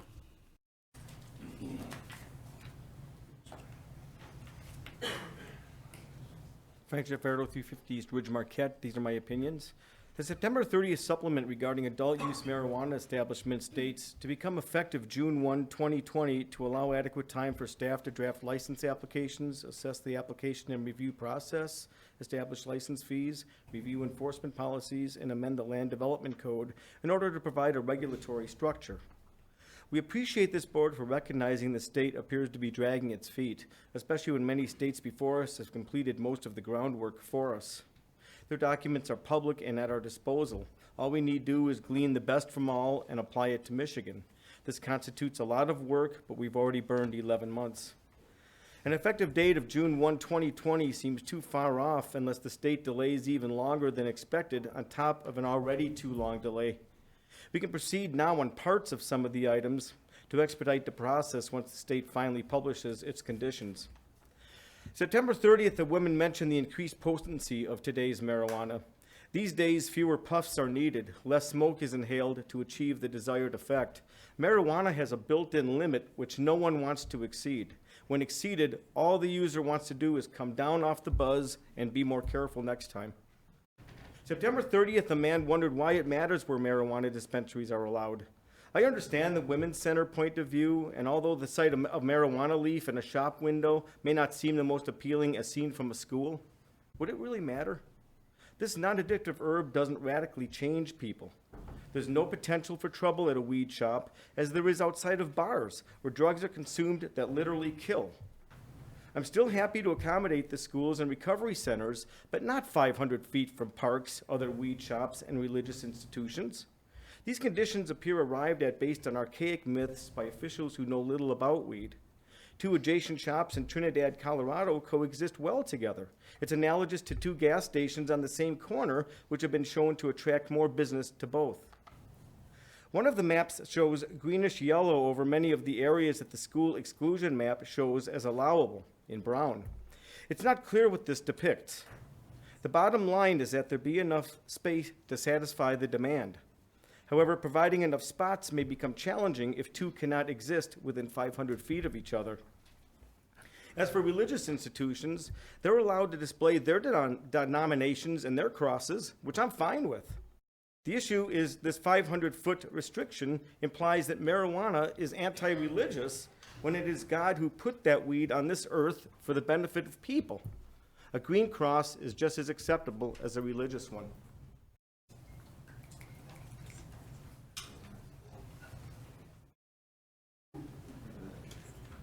Michael Perry, 613 Hercules Gwynn. Again, I'm not from Marquette, but I appreciate what you guys are doing here, being a front runner and, you know, getting this set up. As far as the buffer zones go, I do think we need a sensible approach, maybe not necessarily a 500 radius, but a 500 walking distance or measurable distance from door to door. Also, the money issue. There's not a lot of money in this for the municipality.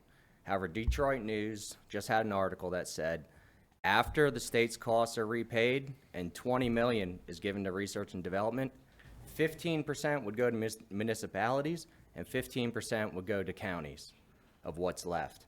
Now, that would be divided by the number of provisioning centers and micro businesses in those municipalities. So grow operations, processing, all these other stuff won't get you the money, but provisioning centers and micro businesses will. Thank you. Anyone else?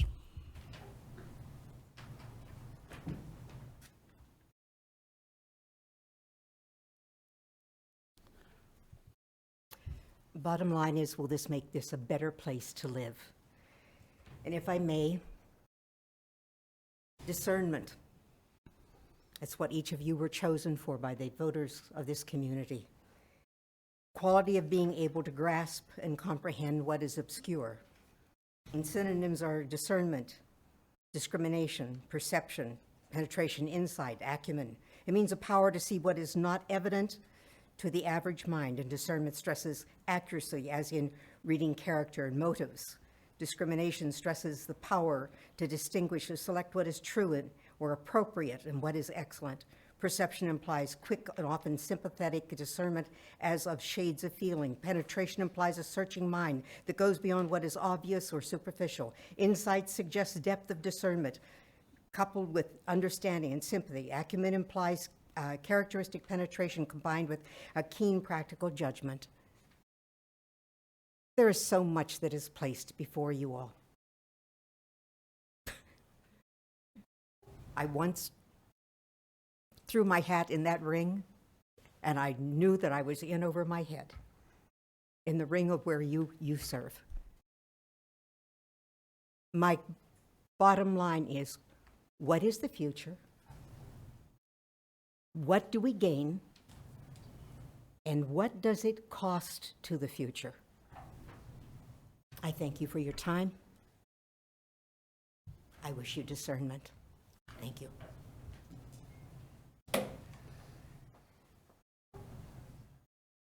Anyone else? Going once? Twice? Public hearing is closed. Mr. Keith, that you would walk us through the process. Or walk Thank you us very through much, the- Your Honor.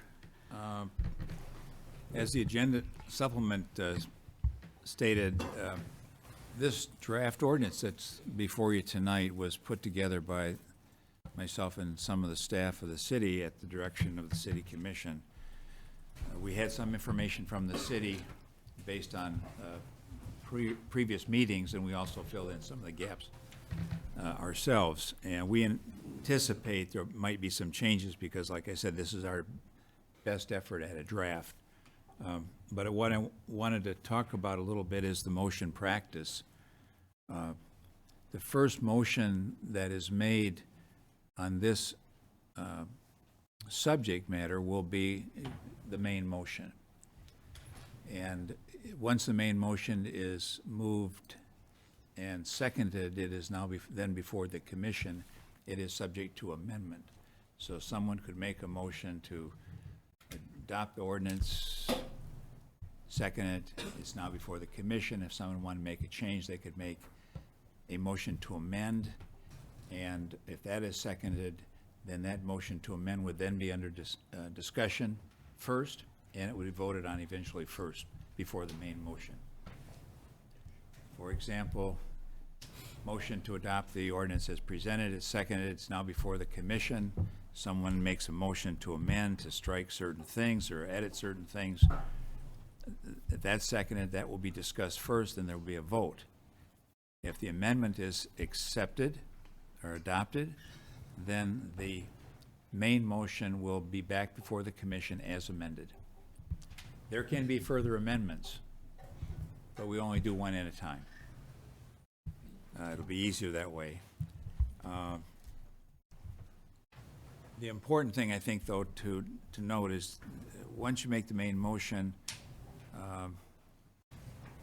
if you make the main motion and it's adopted one way or the other, with or without edits, that's it for this subject matter, for this session. So there's two ways you can do it. You could make the motion to adopt the ordinance as written, and then you could start your amendment process.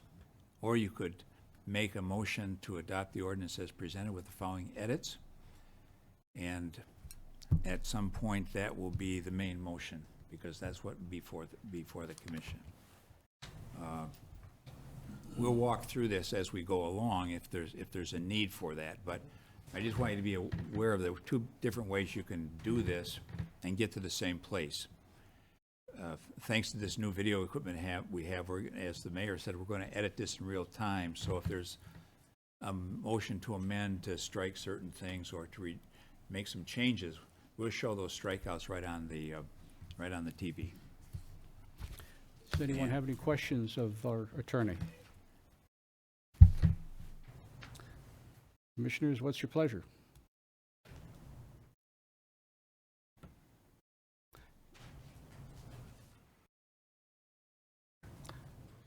Mayor Pro Tem? I'm going to make a motion. I was going to do one to suspend, but let's just see how this goes. I move that we adopt ordinance number 682, and with that, the effective date being March 1st, 2020, and the buffer map be schools only. And what was the second part about The schools, the schools only buffer map. Your Honor, I'm sorry, you got a second yet? Is there a second? I'll second that. I have a second from Commissioner Hill. Before we discuss this, Your Honor, then I want to just show the commission that we're going to make those proposed edits. And this is now the main motion.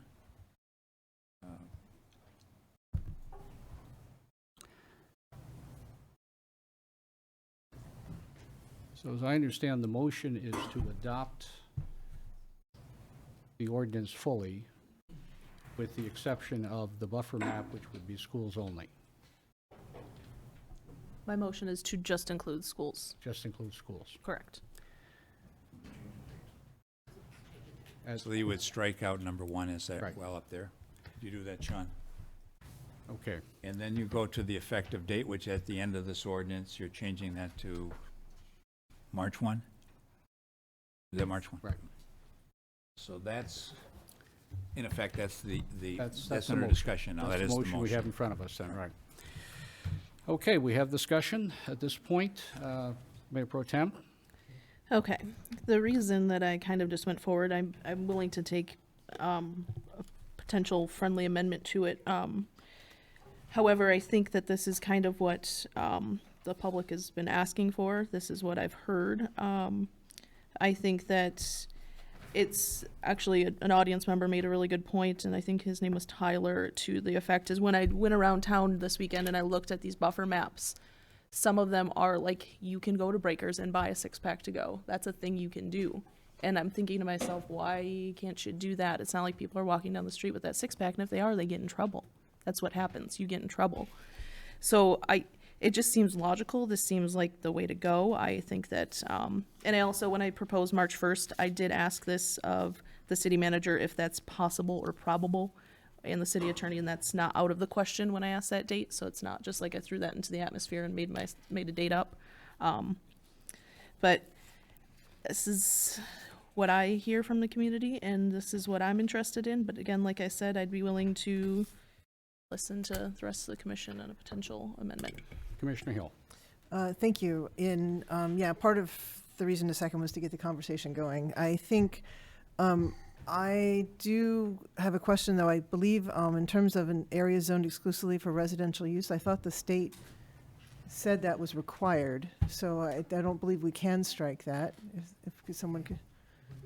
Yeah, having read that. So a friendly amendment to return number 1 back to it.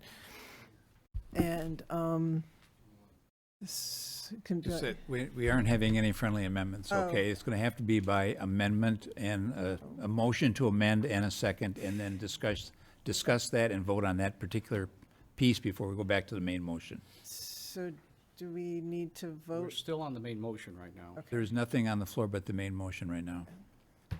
Well, I'm confused because I'm not going to vote. I can't vote for this. I can't vote in favor of this because of that issue.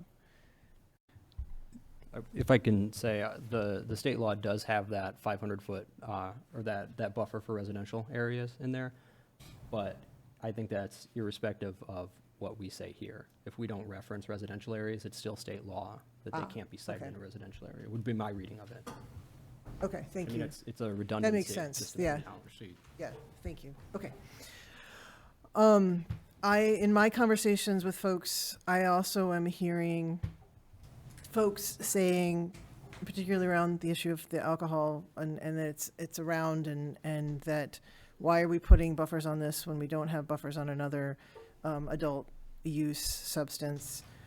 But I am open to also amending it and making changes. And again, we've also talked about, do we have to put a provision that we're looking at it in 12 months?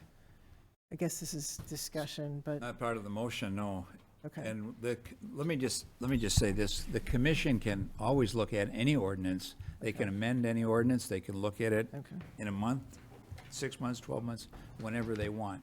There's no real need for that in any ordinance. Okay. Okay, yeah, so I also feel, I haven't had, people have not been calling me and saying, don't do this. In fact, I haven't been getting many, I've had to go ask. It's not that people, they feel like it's going to come and we'll figure it out, is sort of what I'm hearing from people. Now, I certainly here in this room, we are hearing from folks who are very concerned about its impact on the health of children, on the health of families. And I go back to we've had medical marijuana for 10 years. We've had we had clear majority vote in favor of these things, and I think the education is critical, and I really appreciate that people are stepping up to do the education. That's essential. Some folks are going to be lucky enough to get that growing up with the people around them. Other children are going to have to get that in the schools or other places, and I really appreciate that folks are stepping up to take that on. And I'll leave it there. Other commissioners, Commissioner Smith. So I echo what Mayor Pro Tem Reynolds has said and what Commissioner Hill has said. The residents that I have spoken to about this aren't necessarily concerned about the zoning. They don't necessarily think that it's going to be a huge impact. The biggest question I get is, when are we going to be able to do this? When are we going to be able to establish businesses? When can we buy this stuff legally? So I'm in support of the motion with a couple of suggestions. I was gonna say February 1st, but I can go with March 1st if that's the consensus. I would request that Mayor Pro Tem Reynolds put the residential piece back in, that number 1. And this piece is more for discussion, but we can charge up to $5,000 per establishment, and I think that we should do that. I don't know that we need to do it in the ordinance, but I don't want to forget about it. We do it when we do the budget. So we'll do it, but this will come up before the budget, so we'll have to have a special action item. So We'll have a separate resolution on okay. that. I guess I just want to be clear that I'd like to charge the maximum amount that we can as a city to get that revenue. And I'm assuming, I feel like we've been on the same page about that all along as a commission. Those are my suggestions. Thank you. Anyone else? Commissioner Campana. First, I want to say that I believe we have to have marijuana facilities within the city. The vote said we have to do it. It was a 62% vote. But what I struggle with is the 38% that don't want any marijuana in the city. That's over a third of the voters in our city. These are the residents that voted for us. 1/3 of them do not want it. That means they probably don't want facilities within the city. I feel there's nothing wrong with having a buffer zone, the intermediate one. If you will look at the maps, if that's the one that has what is it? Schools, parks, childcare, church, and substance abuse centers. I would also like to see the women's center, but I think that's going to be a dead duck. But I really believe that they should have a buffer zone around them. I don't know if we'll discuss that tonight or not, but I just feel they should. We've had people come here and talk to us in this room. I have gotten emails, I don't know if the rest have. I've had people call me at home and tell me they don't want to see facilities. I've talked to people, they catch me on the street, in the stores. I haven't talked to everybody in the city, but I get people that call me and tell me, there are a group of people out there that don't want this. The majority want it, I get that, and we have to follow that, order. But I think having a buffer zone is kind of a compromise for the people that don't want it. It's a compromise for those who want it. You will have your facilities, but there will be a buffer zone. And this hopefully will send a message, and I think that's what we're trying to do, is send a message that, it's an addictive substance, as is alcohol. I understand that, but the message is, it's just a message that Marquette is not going to be a free-for-all city. The question was raised, is this going to make Marquette a better place by having all these facilities? I don't think we're going to have that many, but I think having buffer zones, I would, however we do it tonight, I would want to vote for a buffer zone. Thank you, Your Honor. Any other commissioner? Commissioner Schlegel. Thank you. Beat me to it, Dave. We all know it's going to happen, and rightfully so. The voters spoke when they voted 62-38.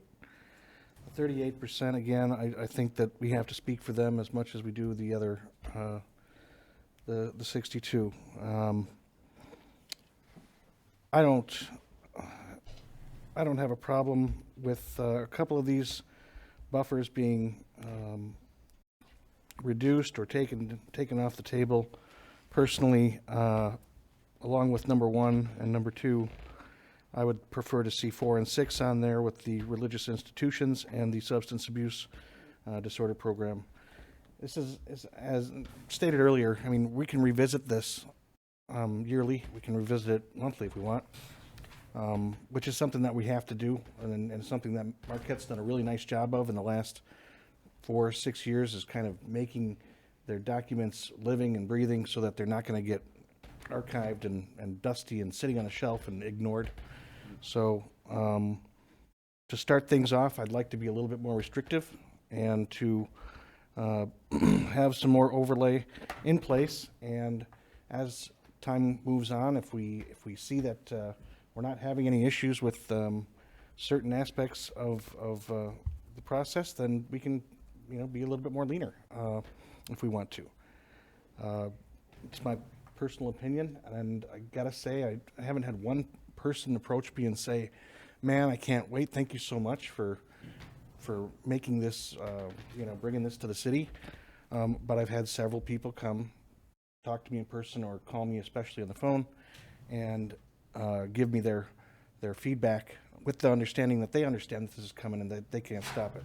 But we've got to put some parameters in place that are going to allow us to be in a little bit more control, I think, than just having, keeping it away from schools. So that's my take on it. I'd like to see the keeping it away from anywhere that you've got the substance abuse disorder programs that are licensed by the state of Michigan, the 500-foot religious institution, and the as well as the schools, and obviously number one, which is within the parameters set forth by the state already, correct?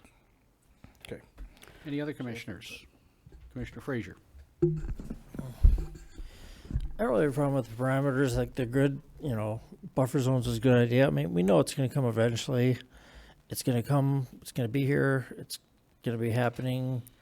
The state regulates it. Once the state gets the rules set, let's just wait and see. I know the state has rules out right now. They call it emergency rules, but they're still not set rules. If you open whatever business you want to open a hair salon, here are the rules. What you're going to do. You open a bar, here are your rules. You open a gas station, here are your rules. There's rules for everything. Right now, if you want to open a pot store, there's no rules really. There's rules, but they're kind of shaky. It's like, well, you should do this, but this could change, so there's no real guarantee rules. And I think what they're worried about was, I think, yeah, there's liquor stores, there's beer stores, but if it's a liquor store, there's no smell from a liquor store like gas stations. But for bars, I mean, there's beer fest in the Lower Harbor. It's a perk, but you don't really hear a smell from that one. The thing they're worried about is people having establishments with people abusing the product outside the stores. Whether it be, I know there's all kinds of different ways. I've heard it from medical people. Medical community was against this. Well, the care people, I have doctors tell me, some people, it helps cure some things, but some things just cause cancer, but it depends how you use it. I don't know, medical marijuana is great. They do a lot of great things. They've found all kinds of ways to do it, and that's great. Do we need a medical marijuana manufacturing place downtown? No, I don't think so. I mean, they already have them, and everybody has their place they want to get their stuff right now. Just because you can't buy it right down people want to downtown by Yonkers, by the candy store. I think, according to the buffer zones, we kind of looked at our work sessions, and the only place right now you can really have it is like where the old Marquette Mall is, which is getting torn down. But the only place that's around the buffer thing, but I think the buffer's good because, I've never been a tobacco or marijuana user ever in my life, but a lot of my friends in college used it. I never had a problem with it. But during one weekend I was gone, I came back and all my roommates were using it. The whole house was full of smoke and you could smell it at the end of the driveway. So people were worried about is the smell. I've heard people tell me that how people that are growing it in the basement stuff, the smell is very powerful, and they're worried about, we've had people complain to us about Peter Wright Library. You did a great presentation today, how great the library is. I've heard people tell us, well, you try to walk in the library, people smoking cigarettes right outside the library. Now, if this gets passed, could be people doing anything with cigarettes out there? We don't know. I mean, I have friends that are cops. They said, because it's legal, you can kind of do it anywhere you want now. I mean, you can go pass one back and forth. I saw it we were Georgia, Wisconsin with a friend of mine, and there's like 5 guys from somewhere in a big city just passing one around at the gas station. Okay, I mean, there's a reason why. I mean, back when I lived in Harvey, there was a bar out there, had a restaurant and everything, and I had people that smoked cigarettes very much. And I'd say, I ordered pizza from there all the time. I'd say, okay, when you go in, hold your breath, grab the pizza, pay for it, and come back out. Like, no, I'm like, trust me, they come back out, they go, you know, I smoked for a long time and it's pretty bad in there. That's why. I mean, a lot of business, that's why smoking got eliminated from restaurants, because people didn't like the smoke. So I think there's the parking thing, park comes in because people want to be out playing at a park where their kids are doing stuff and then have the smell. I mean, I just down in Detroit for city meetings, and down by Detroit or the lakefront, there's a small little restaurant buffet type thing. You could get beer, alcohol, food, wherever you want in this little area. Right near the riverfront. There's a playground about 150, 500 feet away behind that. But they have rules. You can sit and enjoy your product right there, but you can't go anywhere near the playground, which is good. But you don't get the smell. I remember back in, not as old as our city manager, but when he was a police officer, he worked at high school when I was going to high school in the 90s. And what's now like a dance studio or something, it was called just a B&J party store. And all people in high school were all cigarette smoking up there. Just because the rule is 21, everybody knows doesn't mean you can wait till 21. We all know that. Everybody's broke a few rules here and there. People that get it for them.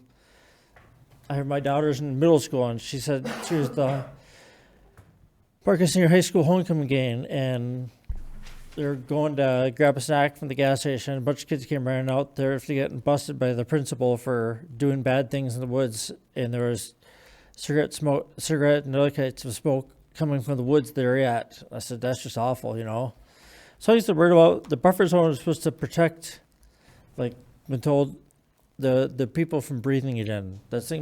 People want to manufacture, whoever they want to manufacture, put it in brownies, but there's places that have it right now. So why does it have to be right downtown the city? And what our city attorney said before, all the money goes to the state. I mean, we get a little bit of money, but not much, and we don't want to be known for. Colorado back when you used to go for spring break was a great place to go spring break, go out there skiing, go enjoy the environment. It's a great place to go. Now it's known for one thing. Let's go and have smoke green stuff. I know somebody that went out there, loved it. He went skiing and could smoke green up and down the hill. That's what you do. That's fine. But just sad that Colorado's been known for that now instead of just being a great environment. So, all right, go on. Question for the attorney. Yeah. Hold one. Your Honor, just 1 second. From what I've heard from the commission, I need to make sure the commission understands this is not a situation where we eventually vote on what we have in front of us, and then if that doesn't go, we're going to propose something else. That's not the process. The process, if you want to make a change, you make a motion to amend. If you get support, it'll be discussed and eventually voted on. If this, what is before you now, does not get adopted, we're done. You don't make another motion to do something else. That's why you do it with amendment process. Mayor Pro Tem. Okay. Well, as I listened, that was okay. Commissioner Campana, I think the issue with the Women's Center is I think spot zoning. I definitely agree with you there. I see the issue and I understand their issue, and I think that if I'm correct, that would be the issue with it. Am I correct, Ron? That would be an issue. Whether it would be found to be spot zoning Yes. would be up to a court, but that would certainly be an issue. That's, I think, the issue with it, and then do we want to litigate that kind of thing? But you saying that, I totally understand where their perspective is coming from, so I just wanted to remember to say that. So a couple things that came up in discussion. One, if we do a review of this ordinance, I think it's important that we do set a date, because I remember when I first got on this commission, I think it was the deputy clerk, Kyle, that went back through our ordinances and found like a zillion we haven't touched in forever. So it's not like we don't keep up on these things, because we do, but they're the things that we actually address and like, well, let's look at this in a year, like the food truck, etc. So I think that that's important that we do. And as I listened to the discussion through the rest of the commission, obviously it's pretty clear how I feel about this. I think that it's pretty restrictive looking at that map, and I fear where that's going to lead, but I also want something to happen this evening, and I want to be able to have something in Marquette very soon. So with that, Ron, correct me if I'm wrong, but I can amend my motion now, can I? Well, you have to support your own motion. An amendment isn't really supporting it, but I But I guess. can change it, can't I? But I guess I wouldn't have a problem if you want to amend your own motion based on the discussion that you've heard. Okay. So I'm willing to amend my motion and as follows. Keep March 1st, 2020.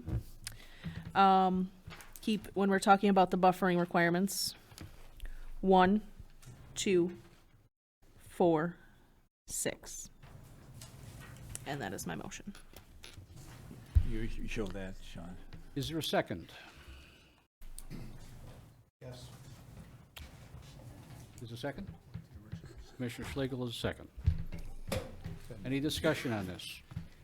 I do have one thing. I as I make this motion, I do struggle with this because the why is where I kind of struggle. I get the substance abuse, but I struggle a little bit with religious institution, but I see where my commission is going with this and I see what's happening, and I'd rather see something happen tonight and this start moving forward to the positive direction. And if we do revisit this in a year, then I think that we can go back and look at these things. So I'm willing to compromise my ideals for getting this done.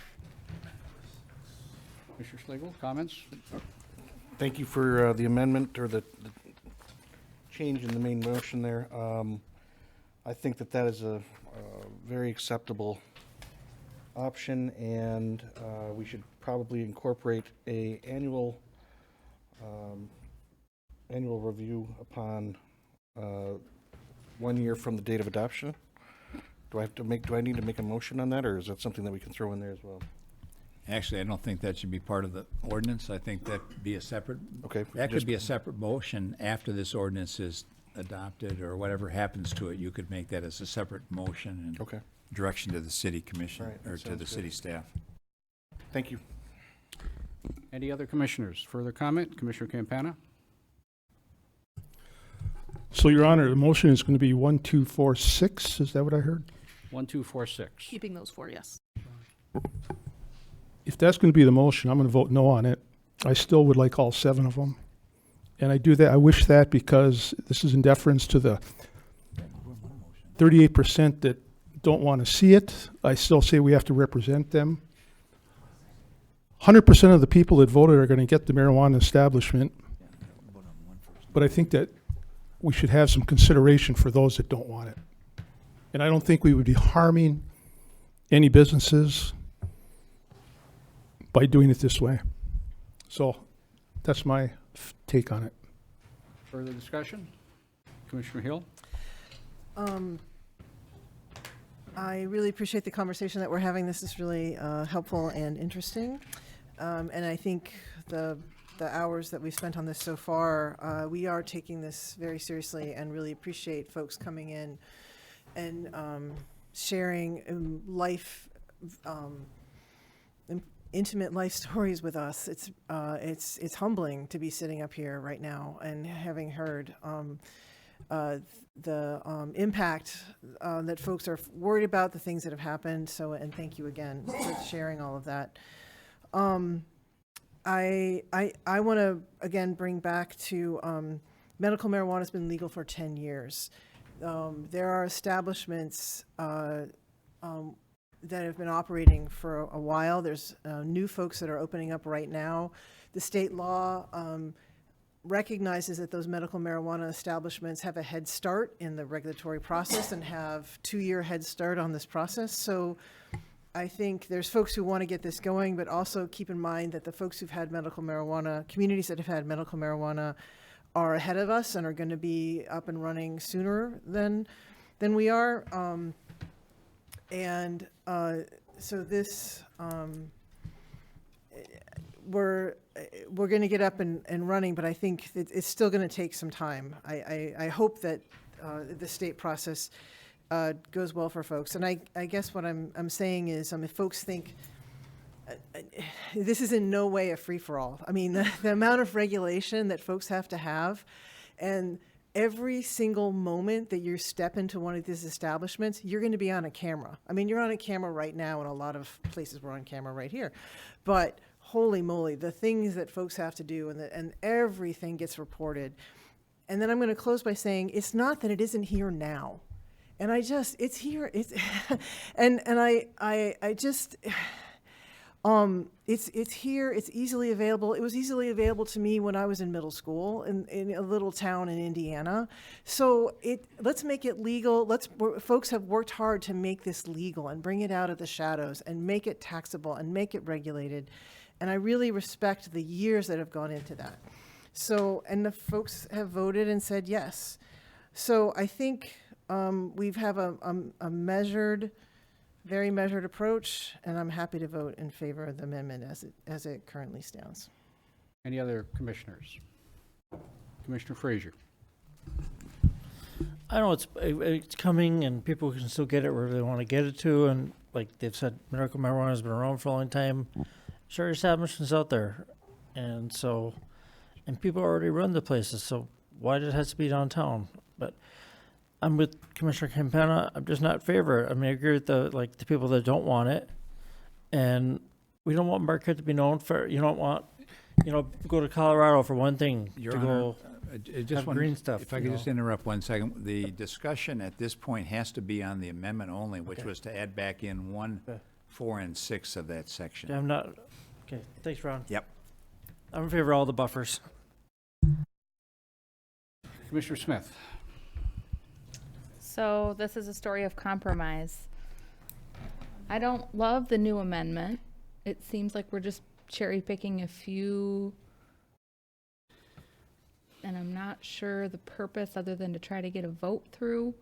I will support it in order to try to get this to pass, but I would prefer to only have the 500 feet from a school. That's where I'm at. Commissioner Renner. One last thing before I know that the mayor has to be quiet this entire time and has just to listen to us, and he gets to speak last all the time, which has got to be rough. As to Jenna just pointed out, I feel the same way, Commissioner Smith rather, but I'm trying to, as I said, make something happen, and I think that after this motion, I hope that somebody makes the motion that we revisit this March 1st of 2021. In order for that, I won't be here, but at least we can look at these and think about adding these things back in and see where these maps take us. But that is all. I think the mayor would probably like some time. The mayor finally gets to say something. Let me begin by saying, visiting a little history. The only way we're going to get anything done here is compromise. We all understand that. We didn't compromise when we took away all numbers. You might remember that. There are no limits on the number of shops that can be in this city of any kind. That commission made that decision. They didn't compromise. It's wide open. In other words, there's no numbers on the number of this shop, that shop, or the other shop. That was not compromise. So now we're looking at this and we're saying, wait a minute, we got a buffer zone that now we're willing to do some compromise on. And I think that's wrong. Because the compromise should be to adopt the buffer zone as is, as a balance to having a wide open city in terms of the number of shops that are allowed in. Had there been some numbers applied to the previous, in other words, so many of this and so many of that, you might say, yeah, we've now got a balance here. But we don't. And I think the way of having the balance is by having the buffers, and the buffers as listed. I represent everybody. I represent the people that voted for me, the people that voted against me, the people that didn't vote at all. And it's my job to try and represent those people that may or may not be in this room to the best of my ability, and to assure that what I do with my vote is to come up with a methodology that I'm protecting their rights and their desires as much as I'm protecting the rights and desires of people that may have had 62%. Everybody's got to be protected. And that's really the way I'm looking at this.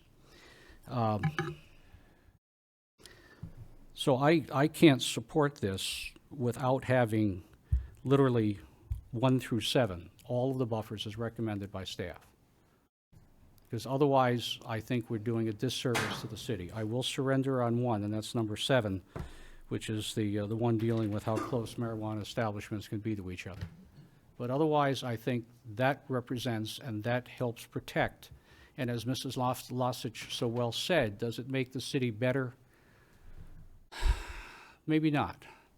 But it certainly is an effort to make it as good as we can by presenting reasonable levels of control, levels that can be changed by either state law, by court case, or by this commission at any other time. But it starts you off at a level of ground than we have now. And that's my concern, and that's how I would look at using my vote. So thank you for your forbearance in allowing me to do that. Your Honor, just for procedurally, if you're going to have the vote now, Yeah, it'll be on the amendment, it'll have to be by roll call. Right, I understand that. Right. So gentlemen, ladies, if we have no other comments to make, I think we can call the question, and that will need to be a roll call vote. And the question will be whether to amend the main motion to add back in number 1, number 4, number 6 of the buffer. 1, 2, 4, 6, I think. Oh, 2 was already in the main motion. We're just adding back in 1, 4, and 6. Everything else was part of the main motion. Commissioner Campana. To clarify this, so we're only going to approve 2, 4, and 6? We're voting on the motion to amend the main motion, and that amendment, proposed amendment, was to add in 2, 4, and 6, 1 already having been part of the main motion. No. Commissioner Frazier. No. Commissioner Hill. Yes. Commissioner Schlegel. Yes. Commissioner Smith. Yes. Mayor Pro Tem Reynolds. Yes. Mayor Stonehouse. No. Motion passes 4-2-3. So that amendment then is accepted. That's correct, Your Honor. Now we go back to the main motion as amended. We need a roll call vote on that as well. Well, we go back to the main motion. Do we have a second amendment we'd like to make to the main motion? So is there anything else that this commission would like to change or modify on the base document?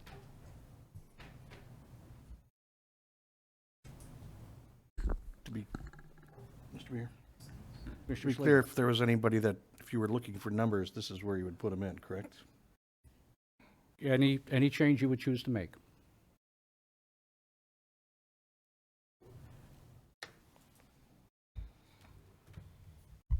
We're empty? So we could, so we're satisfied now to call the question for the main motion. Commissioner Campana. No.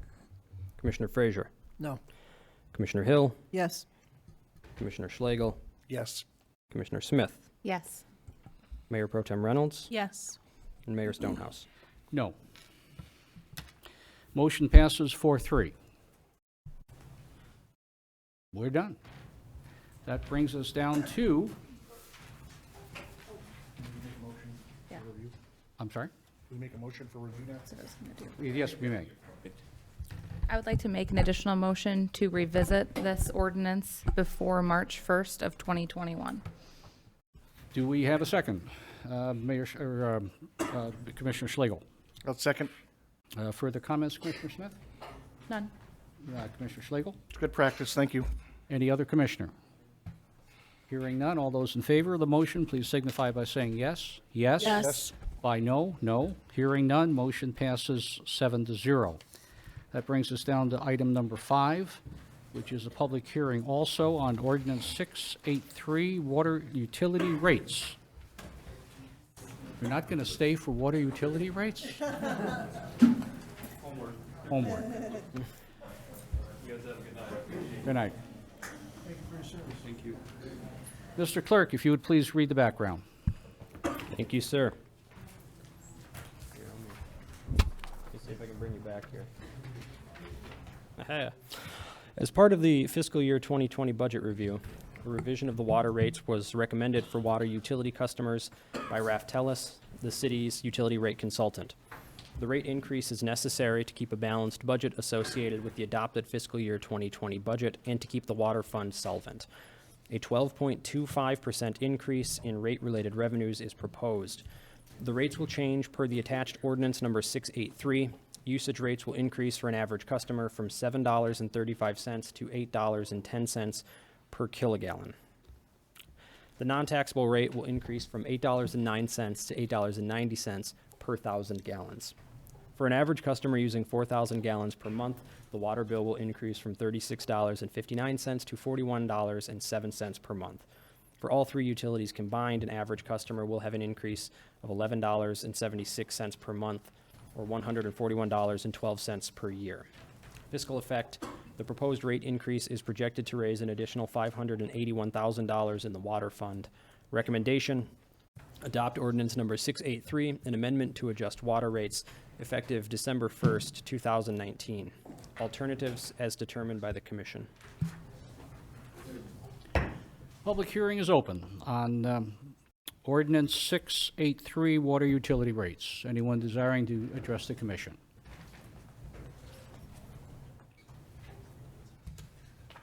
Lynette Schneider, 1811 Gray Street. And listening to the gentleman from Johnson Control, he indicated that our meters are now able to be read at any time. So everyone in the city should have the same effective date as to when they start using the water, not when they send out the bill. Thank you.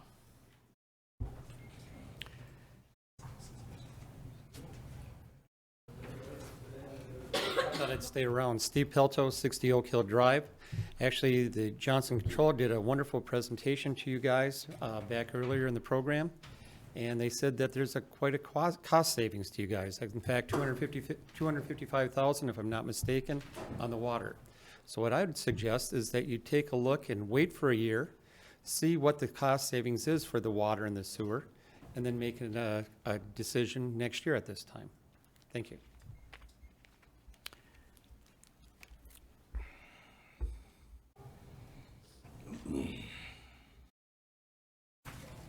Frank Giaverto. I'm under the understanding that we only need to give our address the first time we're up each night. Has there been a change in that?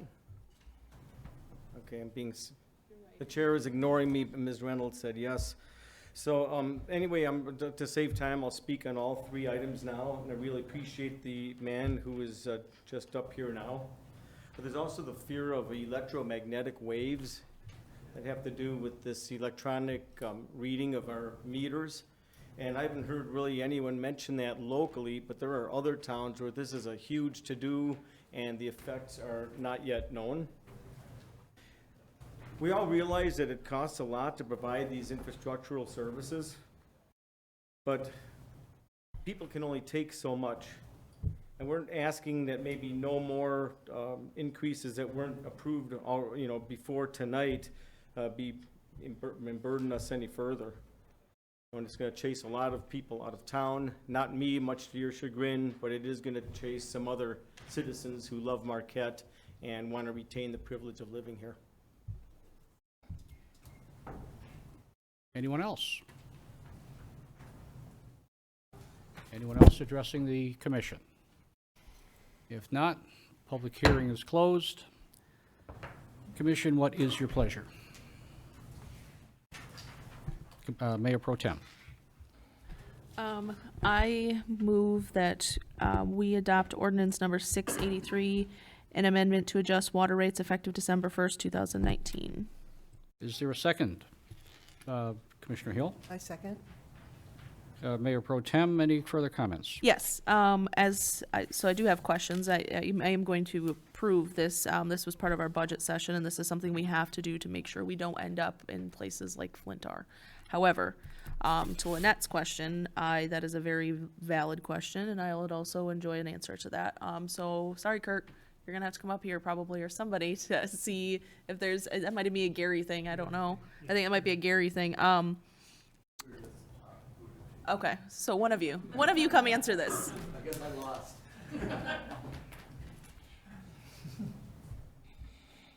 And the question? Oh, sorry.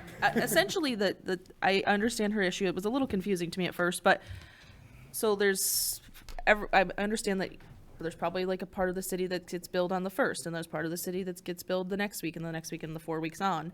And so the amount of I understand that the one person is paying more for a longer period of time if they're billed on the 1st instead of No, we were discussing that question. Okay, so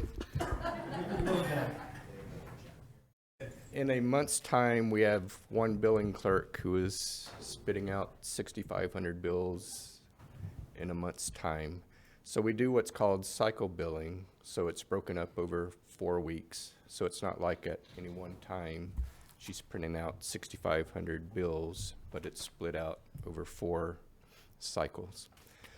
Now our billing system really won't accommodate, I mean, I understand what people have been saying because I've been hearing it for over a year now. And our billing system really won't accommodate basing, like if we were to adopt the ordinance tonight and say, okay, we want usage prior to September 30th because these rates are supposed to take effect on October 1. That's the way the study was done. So we're going to blow up the system if we try to accommodate that. So the best compromise we can have and try to make it fair, and the key word is fair, it's not perfect, but to extend the effective date to December 1, and then that way we can pretty much be assured that all usage as of September 30th will have already gone through the system. And in fact, most people will already be into November usage. Now, the problem we had last year was the AMI system was just being implemented. And as many of you know, we had some unexpected issues that were beyond our control, and it put our utility billing behind. And Christina is just now getting caught up. I did talk to her this morning, and she was very confident that as of December 1, all October usage will have already been taken place, and then these new rates will apply to usage after October 1. And I do want to take this time to thank Christina. She certainly went above and beyond. She had to start working a lot of overtime, which unfortunately we did not budget for, but she had to. I don't want to blame JCI, but it wasn't quite the turnkey project we were promised, and that's kind of a thorn in my side, but once it's all said and done, it'll be a good project, and I'm glad we're doing it. But there were a lot of bumps. We're still going through bumps. Christina did a tremendous job in fielding phone calls, talking to people, and other staff tried to help out too, but it was Christina that felt the brunt, and I just feel like she deserves a special accommodation for that.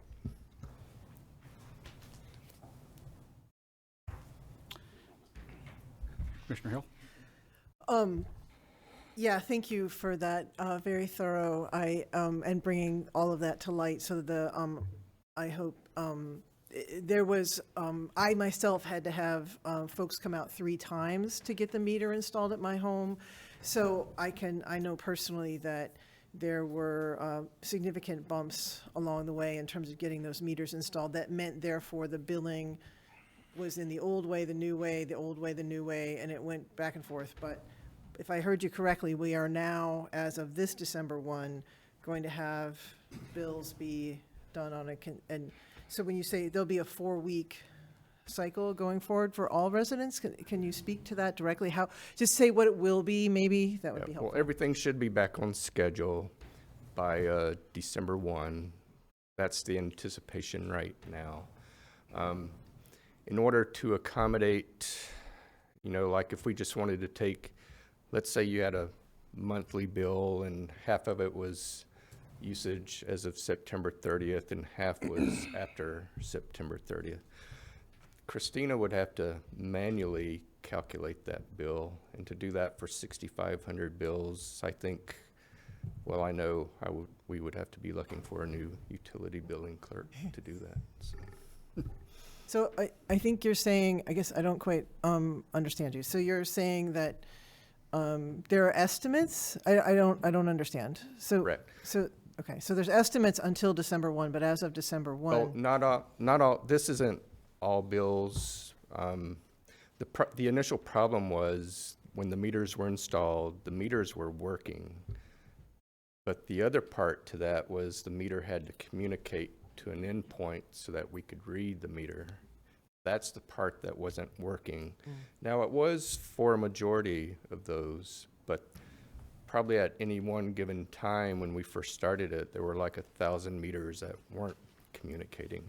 So with those, Christina had to manually estimate those bills. And what I was trying to say was, if we wanted to, you know, do like the previous speaker was saying, that, well, let's just measure water usage as of September 30th, and then we're all good. Well, our system won't do that for us just yet. And so Christina would have to manually calculate that for 6,500 bills. Okay.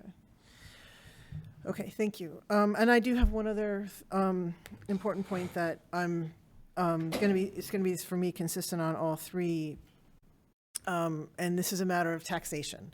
And you talked about fairness and having fairness in taxation. So I hope residents understand that when we passed the Headley Amendment and other taxing structures that fundamentally changed our taxing structure 20 or more years ago, that there was supposed to be state revenue sharing that was supposed to come back to the cities. That money has not come to us. The state legislature, we had a horrible recession, but they have also not sent the money back to municipal governments and forbid us from being able to have certain taxing authorities that we had previously, and did not, and reduce the amount of taxation that was available. So we are fundamentally have less money available to spend on the basic services that, of course, just keep getting more expensive. So actions that were taken 20 or more years ago are coming home to roost now, where we are the folks who provide the fundamental services. We are literally, as they say, the rubber meets the road, or the water coming out of the tap, or the electricity getting turned on at your home. And since that money it's to the tune of about $1 million a year, right, Gary, right now, if the agreements that had been met had been paid, we would have another $1 million to spend. And we are not even allowed to raise that money in the decisions that were made 20 years ago. So what we can do is make sure that our infrastructure pays for itself. And that's what we're doing right now. We're making sure that our infrastructure pays for itself so we don't get into further trouble. And my final point is we are doing that by raising the fixed cost so that everyone pays the same amount to access the system. I will be in the next year, as we look at this, I have two questions. One is, we're doing this on a 5-year time frame. I want to understand what the consequences would be if we pulled that out and did it over 8 years, 10 years. It's a big chunk of money that we're doing. So I want to, I'm going to vote in favor tonight, but I want to understand what that would mean for us. And there's also a lot of work happening around the state and around the country. If we just rely on fixed rate charges, we are penalizing the people who use the least, who are having to pay to get on the system, and the big users. Maybe we need to make that more proportional. I don't know what that is yet, but I do want to investigate that. Yes, the way the rate structure is now, well, previously to the rate study, we were just hitting usage charges. We hadn't changed the fixed charge, well, ever since I had started, which is close to 19 years now. With the Rotella study and starting last year, and what we're recommending this year is a combination of increasing the fixed charge and the usage charge. So really that everybody's kind of sharing in that. And the reason for hitting the fixed charge is because, well, what we were seeing prior is, you know, we could raise rates 10%, but then we would see a 10% decrease in billable usage, and so we gained absolutely nothing. And unfortunately, we have a system that's really running at a minimum level. the economies of scale would be if we, brought in businesses that used a lot of water, then that would take pressure off of the, your average customer. But because we don't have that, and it's a lot like the tax bill, because 50% of the community is tax-free, that puts more pressure on the taxpayer. And the same theory holds true with, your residential water user is, we have a system, and it's a very good system, and it's really running at a very minimum level, and we have to at least raise money to pay for that.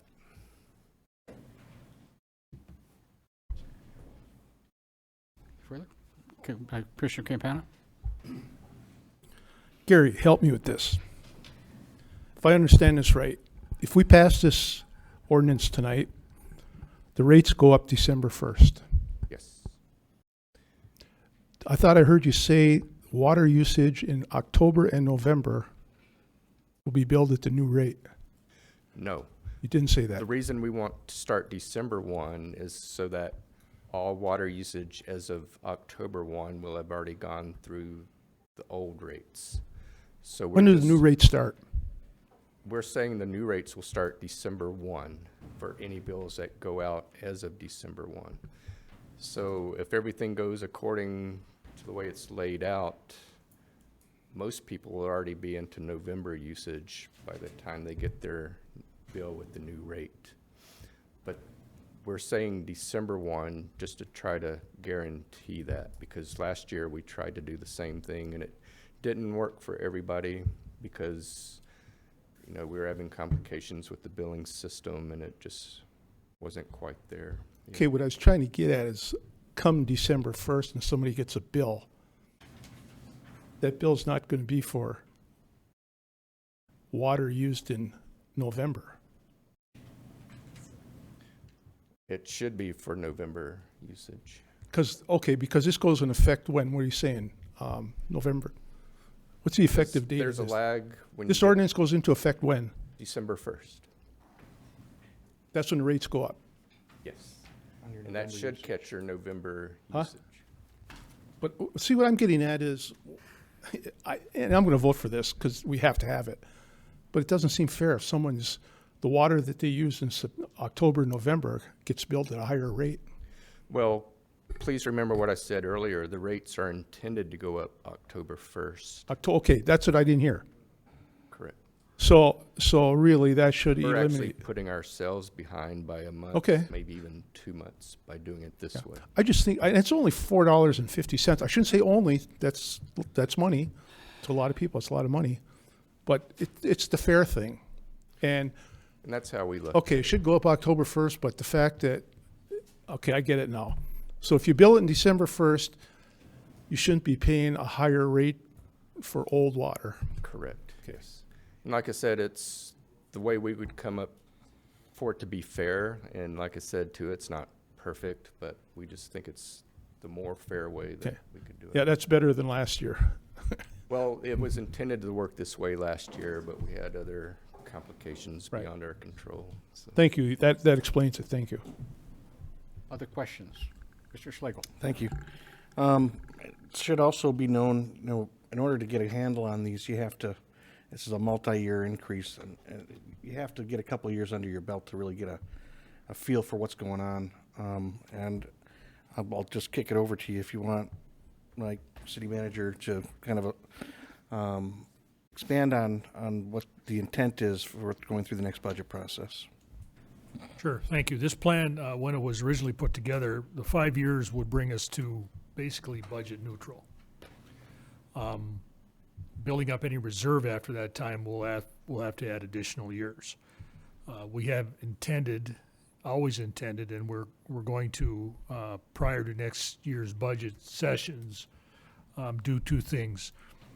We're going to engage with the same consultant to first review our contract with the township and the water rates there, and to review this situation, our situation, and we'll have Ref Tellis here prior to the, or maybe even during one of the budget sessions to give you an analysis, because by that time we'll have 3 years into this program, and hopefully you'll have the information you need then to make the next step.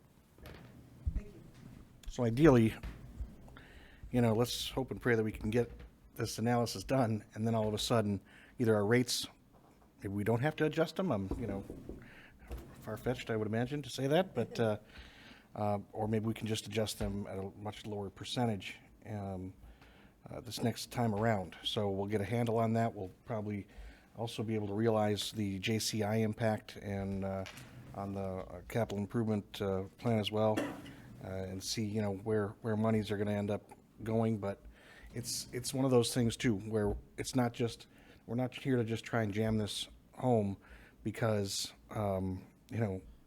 we don't care about you guys having to pay more money. I don't want to pay this extra money. I know a lot of people that don't, most of us, and especially the fixed income people. This is always something that we have to keep in mind. Again, you got to remember too, take a look at your bill. How many gallons are you using? This is an average of 4,000 gallons per month. I'm in a household with two adults, 2 kids, and a real cute dog, and that likes to drink a lot of water in the summer, and we're underneath the 4,000 gallons per month. So, keep in mind that this doesn't pertain to everybody. You do have your high end and you have your low end, and you got to figure out where you are in that effect. So, thank you. I just wanted to add one other thing, and it was alluded to by Gary, that each time we approve a development or we allow a development, it adds new water users.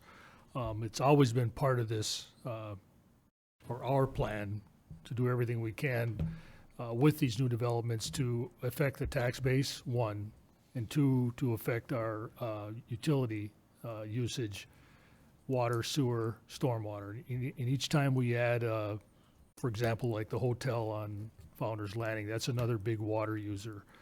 To Marquette Place, that could be another big water user. If we happen to develop Cliffs Dow, that's going to be more water users. And I think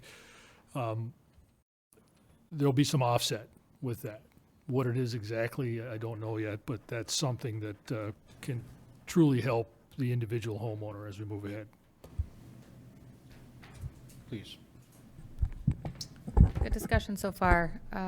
We've been through this rodeo before last year. I will be supporting this rate increase, even though nobody wants to see the rates go up, but we need to have the money set aside to ensure that our infrastructure is solid for years to come. I would say that I would prefer that after this year, we look at extending out, as Commissioner Hill mentioned, to maybe, and Commissioner Schlegel, 8 years, 10 years, 15, 20 years, what that might look like. There are some other communities in the country that have done that successfully, and I think that we may, after this year, have enough in the bank to get us to some other options. So I will be supporting, but with the caveat that I'd like to have the consultants come back. I would prefer them to come back for an extended work session far prior to the budget hearings, maybe even in this spring. Thank you. Other commissioners, any further comments? Seeing none, let me make mine. There's no magic bullet. Ain't going to happen. And by that I mean we had a great study done. The consultant came in. We've seen the numbers. We always want to look at data, want to look at numbers every opportunity we have. We want to see if we can make mid-course instructions.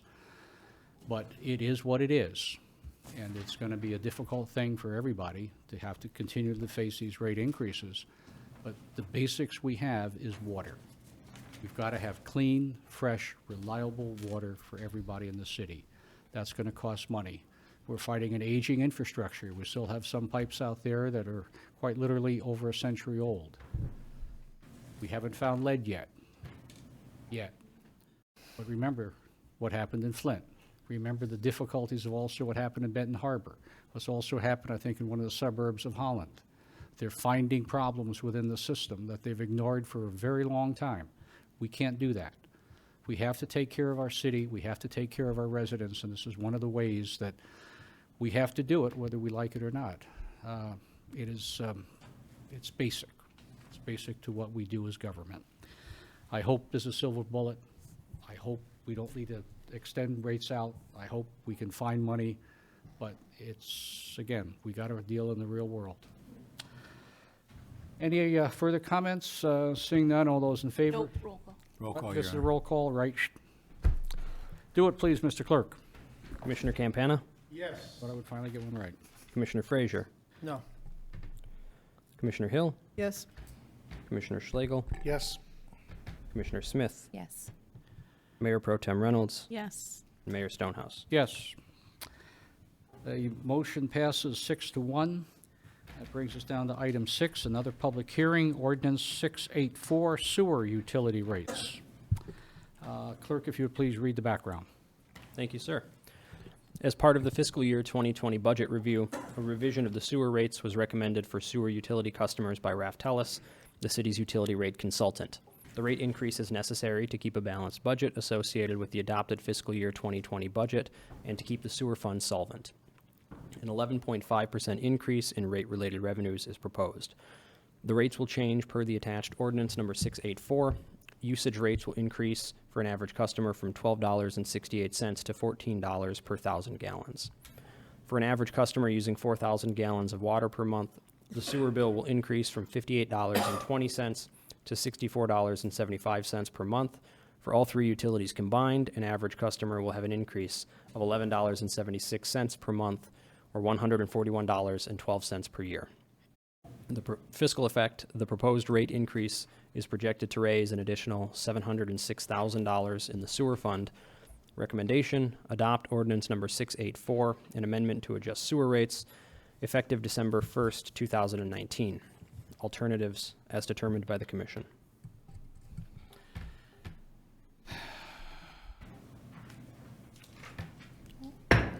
Public hearing for ordinance 684, sewer utility rates, is now open.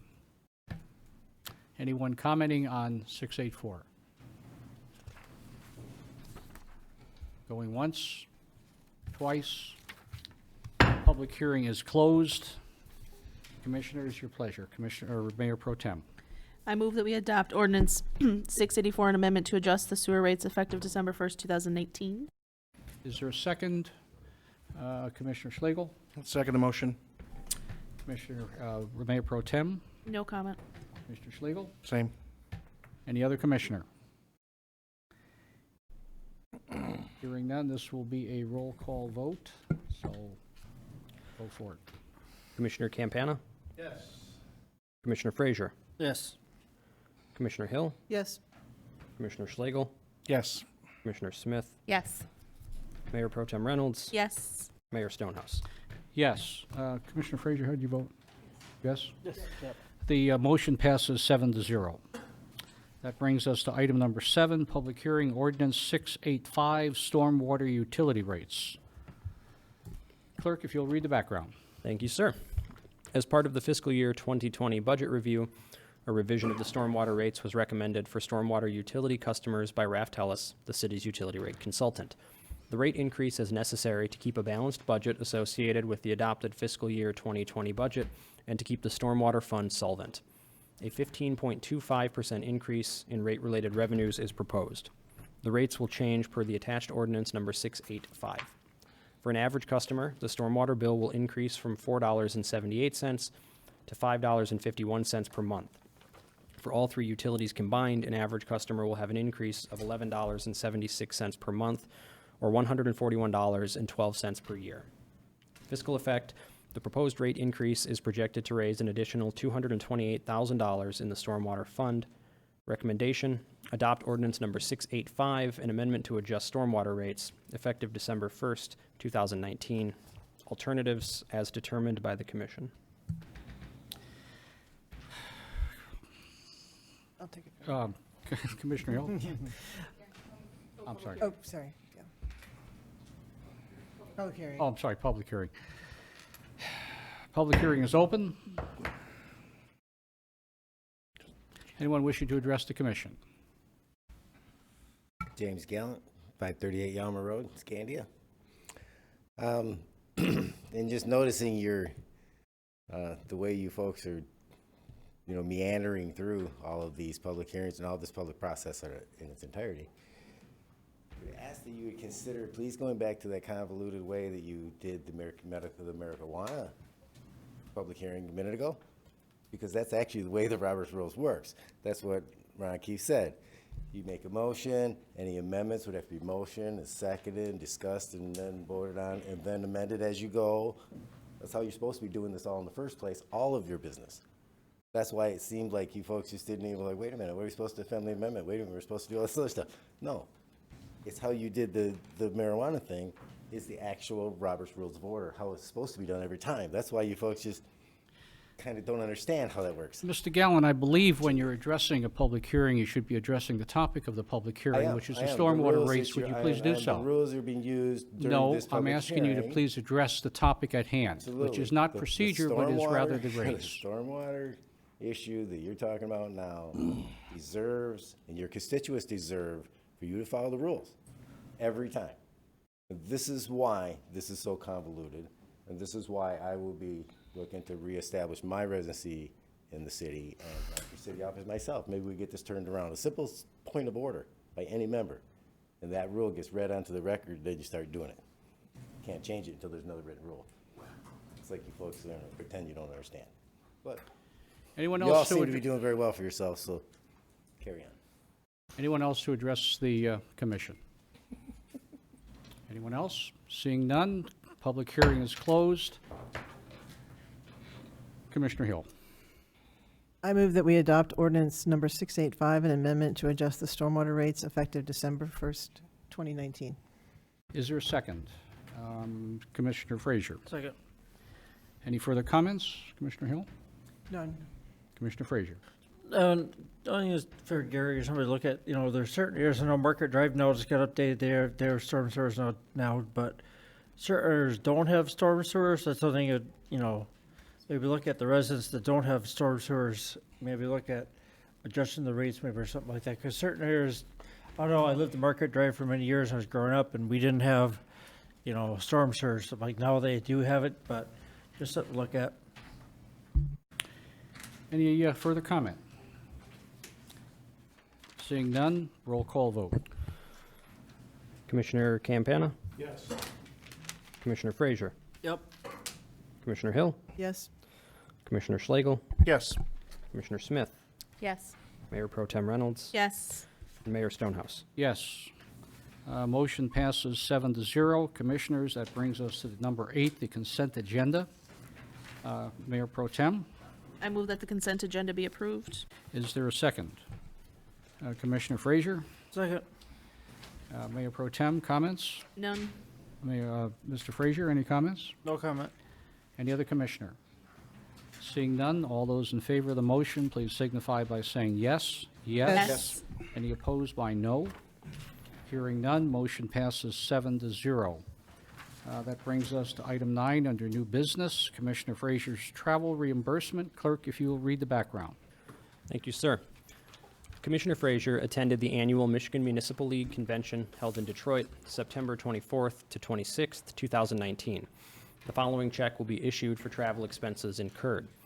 Commissioner Pete Frazier, check number 994558, $633.80.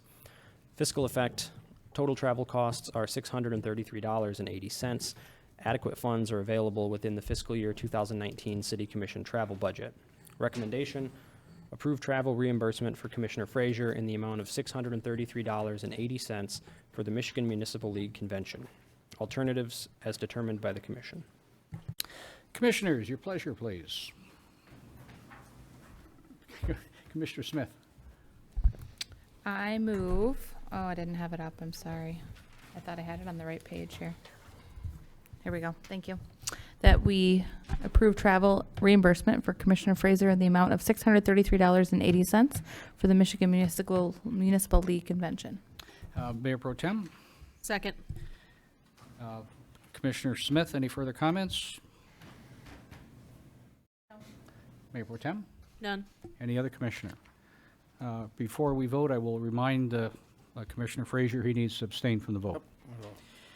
All those in favor of the motion, please signify by saying yes. Yes. Yes. And no? Abstain. By none. Hearing none, motion passes 6-0 with Commissioner Frazier abstaining. That brings us to item number 10, the Cayman Trails Network, Northern Michigan University Trail Grooming Permit. Clerk, if you will read the background, please. Thank you, sir. The Nicomenon Trails Network Council, the NTN, has requested the City Commission consider granting a permit to groom a ski trail through Tourist Park. The permit would allow the NTN to conduct snow grooming activities October 1, 2019 through May 1, 2020. The area groomed would be in accordance with the attached map and would allow the public and NMU students to ski from NMU at Wright Street to the No-K Trail system. The grooming would be conducted using a snowmobile and tow-behind groomer owned and operated by the NTN. The proposed route does not involve removal of any trees. The Parks and Recreation Advisory Board recommended approval at their September 16th, 2019 meeting. Fiscal effect, all costs would be covered by the NTN. Recommendation, approve the one-year permit with the Nicomenon Trails Network Council to allow grooming activities through Tourist Park and authorize the mayor and clerk to sign the permit. Alternatives as determined by the commission. Commissioner Schlegel. I'd like to make the motion to approve the one-year permit for the Nicomenon Trails Network Council to allow grooming activities through Tourist Park and authorize the mayor and clerk to sign the permit. Is there a second? Commissioner Hill. Second. Commissioner Schlegel, further comment? None. Commissioner Hill. It's a great connection and it's going to help increase recreation. It's wonderful. Any other commissioner? Seeing none. All those in favor of the motion signify by saying yes. Yes. Yes. Against? No. Hearing none, motion passes 7-0. That brings us to item 11, Indigenous Peoples Recognition Discussion. There is no background preparation by the clerk for this one, so I will open by asking Commissioner Schlegel to... I'd like to actually just make a motion. He did. I had that written down. He said 8. Yep, you're right. What? He reserved time. He reserved time? Yep. My apologies for missing that. Please. I forgive you this time. If you let me not say my address again. James Gallen, 538 Elmer Road, Scandia. Now, this Indigenous Peoples issue came up at Northern Michigan University Board of Trustees also last in September, which I attended. And there was in the paper with Fred Stonehouse and it appears that this really is I haven't looked into it, just from what I've heard in the paper, heard from the Board of Trustees at Northern, that this is a way that is supposed to be like a boot in the rear to Christopher Columbus and his accomplishments, and that this is actually to a disparaging type action towards what happened and the trauma and tragedy that happened after that in whatever ways to the Native American people. And so what I understand is that there's several communities are doing an Indigenous Peoples Week, so that they would have several presentations and whatnots that would include the Columbus Day, which is generally the federal holiday. And so I ask you to please consider not doing this for that reason. For that, it's just I don't think that Christopher Columbus, I guess I didn't know the guy, but I don't think he came here to do the pillaging that happened later with whomever, which happens in our community all day long. Okay, so you can't blame the guy got a job and he came here and, had some festivities with the folks that lived here. Made friends, as far as I could tell, in history class. So this to be that seems like a kick in the teeth instead of actually to honor the indigenous people of this country, which is important, absolutely. But in a way to say maybe to I'm not sure what thought it was Tech and several others were doing the week-long thing to include the first week in October would be a better fit to not get involved with this 50-year mission. They said it started in the 70s. It's now taking, getting some traction. So maybe get the week. If you do the week, instead of replacing it, giving Chris the boot and saying we're going to do this, and for that reason, to say, you know, do they want this, and then where's it go from there?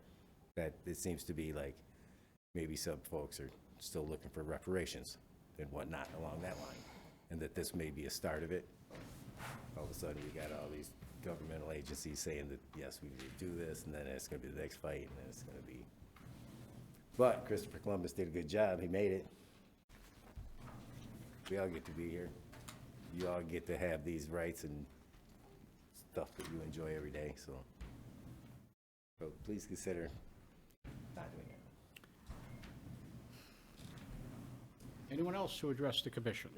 No, that was the only one. We're done. That's right. Getting old here, getting old. Commissioner Schlegel, please. Thank you. In conjunction with the proclamation that was made by our governor, I would think it's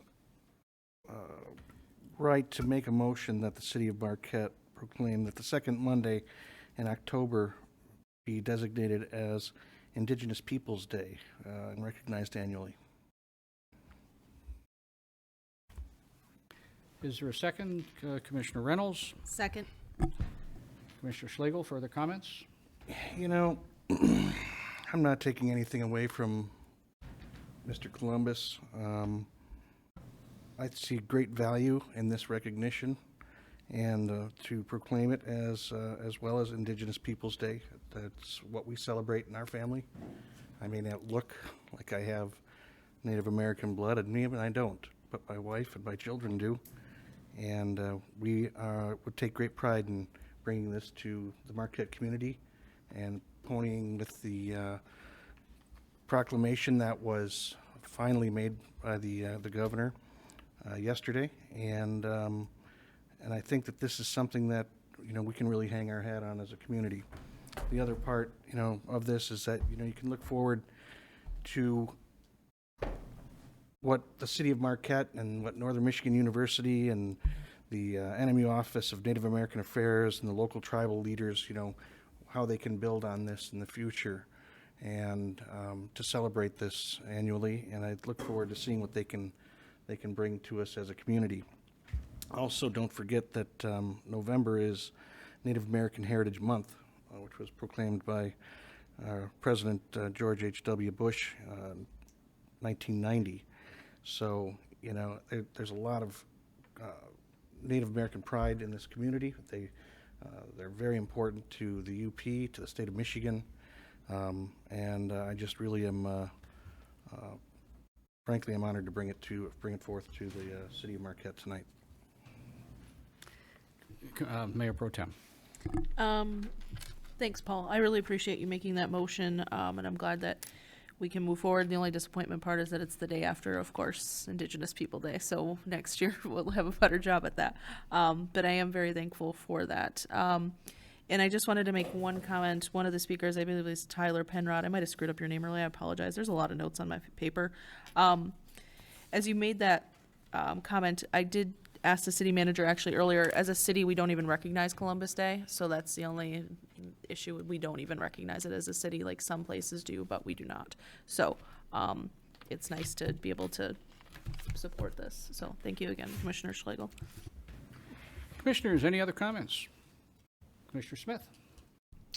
I just wanted to comment, while I am not real in touch with my Native history, I am part Native American. My great-great-grandmother was full Native American in this area, and something I've always wanted to kind of look into, but haven't. But I did want to read just 2 short segments from Governor Whitmer's proclamation because I think it's important. Indigenous peoples have the right to the dignity and diversity of their cultures, traditions, histories, and aspirations, which shall be appropriately reflected in education and public information. There's another section that says to combat prejudice and eliminate discrimination and to promote tolerance, understanding, and good relations among Indigenous peoples and all other segments of society. I appreciate that we're moving forward with this proclamation. At least I intend to vote for it, and thank you. Any other commissioners? Seeing none. Let me weigh in a little bit with this thing. I really look, you know, we did get certainly caught off a little bit by the holiday yesterday, and that was a federal holiday and a state holiday that got us off this meeting from Monday normally to a Tuesday. So by the time the dust settled, I guess it was hard to do it on the right day. But certainly well-deserving, and I look forward to taking what I think will be a 7-0 vote, certainly, on supporting this, this motion. And I also look forward to the opportunity to coordinate what the city actions may be with what the university can do, because we are stronger when we work together than when we work alone. And this is an opportunity to do that. Now, what that is, I don't know. That will be whatever we can build between the city and the university. But certainly it works well for the future. It has great potential, and I hope we can make it work so next year we can have a better ring to it, if that makes sense. So, all that said, all those in favor of the motion, please signify by saying yes. Yes. Any against by saying no. Hearing none, motion passes 7-0. Now it brings me to public comment, last public comment period. Anyone desiring to make a public comment, please do so now. It's James Gallant, 538 Yalma Road, Scandia. And, well, now you see now that's good. That's different. You see now that proclamation come out yesterday, and that proclamation didn't replace Columbus Day on the calendar with Indigenous Peoples Day, did it? Because that's what they wanted at Northern. They wanted to say, replace Columbus Day on the institutional calendar with Indigenous Peoples Day. Take Columbus out, put Indigenous seed. See, now you didn't do that. Now that's good. See, that was perfect. Yeah. I definitely support that. See, but that just came out yesterday, so see, you folks, you're keeping all the details to yourselves, kind of like you're making these decisions outside this meeting. It'd be a little better if you had a little, you know, more. Don't make that claim. What? Well, it certainly seems like it because of on this side of the podium that you know, you have very little discussion, and you don't do the like Ron was saying. We're gonna make sure on this marijuana issue, do this convoluted way of doing the business, which is actually the way you're supposed to be doing it. It seems convoluted because you don't do it all the time. You should be doing it all the time though. It's like you're like out of your element to think that, oh, we're gonna follow the rules this time, and that's the problem. Because people don't understand what they're going to vote on next. You don't really understand. There's a lot of following going on, and there's a room for a bully, and the bully with the gavel, to be the one to say, this is the way we're going to do it, right, folks? And with a wink and a nod, everybody goes, yeah. They don't really agree. They just don't disagree. And they don't request a point of order, and they don't clarify the issue, and they go, okay, yeah, we'll do that again. And then it's like every next chair or presiding officer gets to make it up the way they want to do it and the way they do it and the way they feel comfortable doing it, which is wrong. I mean, this is a 100-year history of this community, many, many generations, many, many iterations of this board. And it's not, and the problem is that it filters down through the committees and the advisory committee structures, and those people don't know. You don't know what you folks know. You kind of got it all worked out here. But in these boards and committees and advisory groups, they really have no idea. So you should probably get them back onto the rules. They're set every time, causes fairness, causes rights. To actually start doing, like Ron said, that was good of Ron to do his convoluted, to demand the convoluted way of doing it, which is obviously the way of the Roberts rules. And so I'm glad you took the time to use those guidelines and go by those guidelines this time, but you didn't in your other public hearings. You didn't in your other business today. Went right straight back to your other, and then you think, geez, I hope you don't have to do that again. That way, the way he said. Well, you know, like I said, I'm going to be attempting to reestablish my residency, and on the first day that I sit on this commission, I would be filing a written points of order for all the rules, that resets all the rules. And that's what somebody really needs to do, is just to get these Your rules time's up. Thank you. Next man up.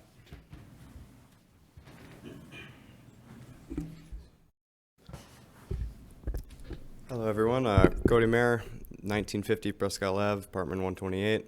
I've talked to everyone here before, but I'm the student body president at NMU. Yesterday, I made a proclamation on behalf of the students that we were recognizing Indigenous Peoples Day, and I thank all of you for doing this. I would also like to state that that proclamation, as well as the request that I brought to the Board of Trustees, did not mention Columbus Day once at all, partially because NMU doesn't have Columbus Day on the academic calendar either. But I thank you all for this and recognizing it, and it means a lot to our Native American community. Myself, I am a member of the Sioux Tribe of Chippewa Indians, as is my wife, and as will our new addition to the family in March. And it means a lot. And as for what we can do moving forward with the city and NMU kind of being on more of a unified front, I'm working with President Erickson and Chairman Mahaney right now to build the ad hoc committee that they approved. And I was hoping that we could probably put one of you on it as well to have more of that collaboration. But thank you.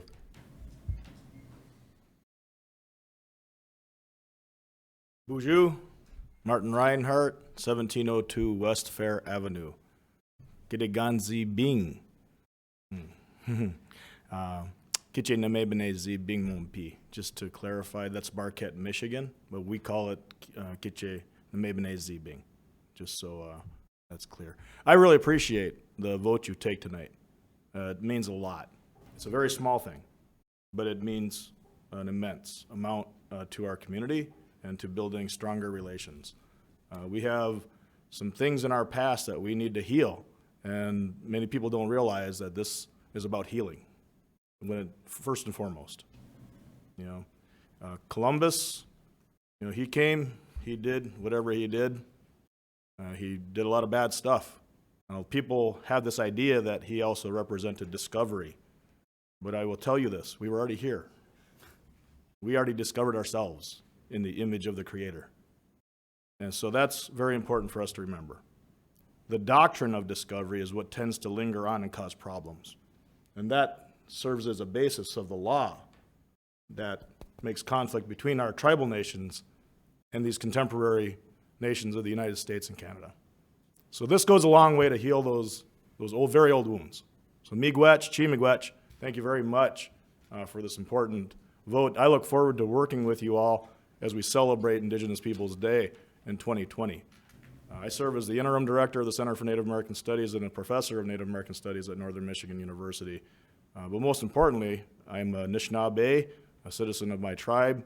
We're also citizens of the United States and Canada in my family. We're a cross-border family. And of course, we're residents of the state of Michigan. So I have many sovereignties that I claim. And I'm a dad. And you know, maybe someday I'll be a grandpa. So, miigwech. Thank you.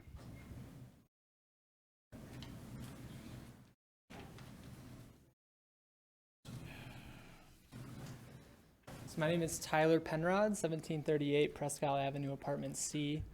I'd like to reiterate what some of the fellow people in this audience have spoken on. First, acknowledging Indigenous Peoples Day, I think, is a huge step forward for the city, and I thank you for taking that vote tonight. Secondly, I'd like to acknowledge the presentation made by Johnson Controls. I think that the initiative the city took in minimizing its energy consumption and looking for those savings, it's a big step forward, but there's a lot more that can be done on the green energy front that I think the city should address. So thank you, Commissioner Hill, for asking for more content from Johnson Control, but I look forward to seeing what the city will do next on the issue. To clarify a statement I made about making Election Day a paid holiday for city employees, I do acknowledge that Columbus Day is not a paid holiday as it stands for city employees, but I do believe that of the 11 holidays that are paid for city employees, either we could add a 12th paid holiday being Election Day or swap out one of our current 11 holidays for Election Day. So if there is a commissioner that would like to work with me on meeting with the appropriate bodies to make this happen, I would love your help and guidance. Thank you.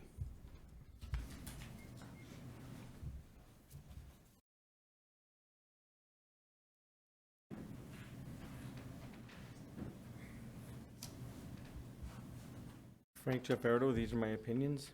The east-west crosswalks at Ridge and Front still aren't striped. It's too late in the season to be worthwhile now. The manager never got to it. So much for public safety. September 30th, Mr. Stonehouse grumbled when I called him out for his failure to look up during a second of that public comment. Mr. Fraser later mentioned Mr. Stonehouse's running of our meetings as an excuse for such rudeness. He claimed Mr. Stonehouse is listening, but Mr. Fraser had no way of knowing that. Soon after being called out, Mr. Stonehouse told a man who was addressing the police chief that comments must be delivered this way, toward them, or more specifically, toward him. As explained maybe 10 times now, the rules dictate that all discourse from both sides of the dais must pass through the chair. This suggests that it's imperative he face the commenters, except while jotting names of those who reserve time or notes that are pertinent to the comment. Mr. Fraser doesn't notice that Mr. Stonehouse is selective with whom he chooses to face versus ignore. Generally, he only writes during his enemies' comments, many of which pertain to his deviation from the rules and his and Mr. Campana's alleged low prioritization of our public process, with too many details to cover in the allotted time. We who spent time researching and appearing deserve members' undivided attention, especially the chair when the comments pertain to him directly or his alleged mishandling of our meetings, which several citizens claim. Yet his discourtesy continues as if intentional. More upsetting was the man in the audience who shook his head in disgust after Mr. Stonehouse was called out. My entire prepared comment had fully supported this man's cause. He likely shook his head because he has a lot to gain from this commission, which has done a decent job thus far on marijuana. Our members have largely acted cool toward the matter, and here I was on September 30th throwing a wrench in the wheel. The man in the audience is asked to consider that Mr. Stonehouse faced him during his comment, and that 21 years of testimony on public record remain unrefuted. Newcomers to these meetings assume all elected officials are honest and operate competently. It's easy to judge those who claim differently as rabble-rousers. Yet, many people lack knowledge of this board's history, including this current board, and how detailed their record is regarding bungled land use and this board's mishandling of our public. It's maddening that Mr. Stonehouse's conduct made the citizen look bad. Newcomers are asked to be objective until they've viewed many meetings and are familiar with the specifics.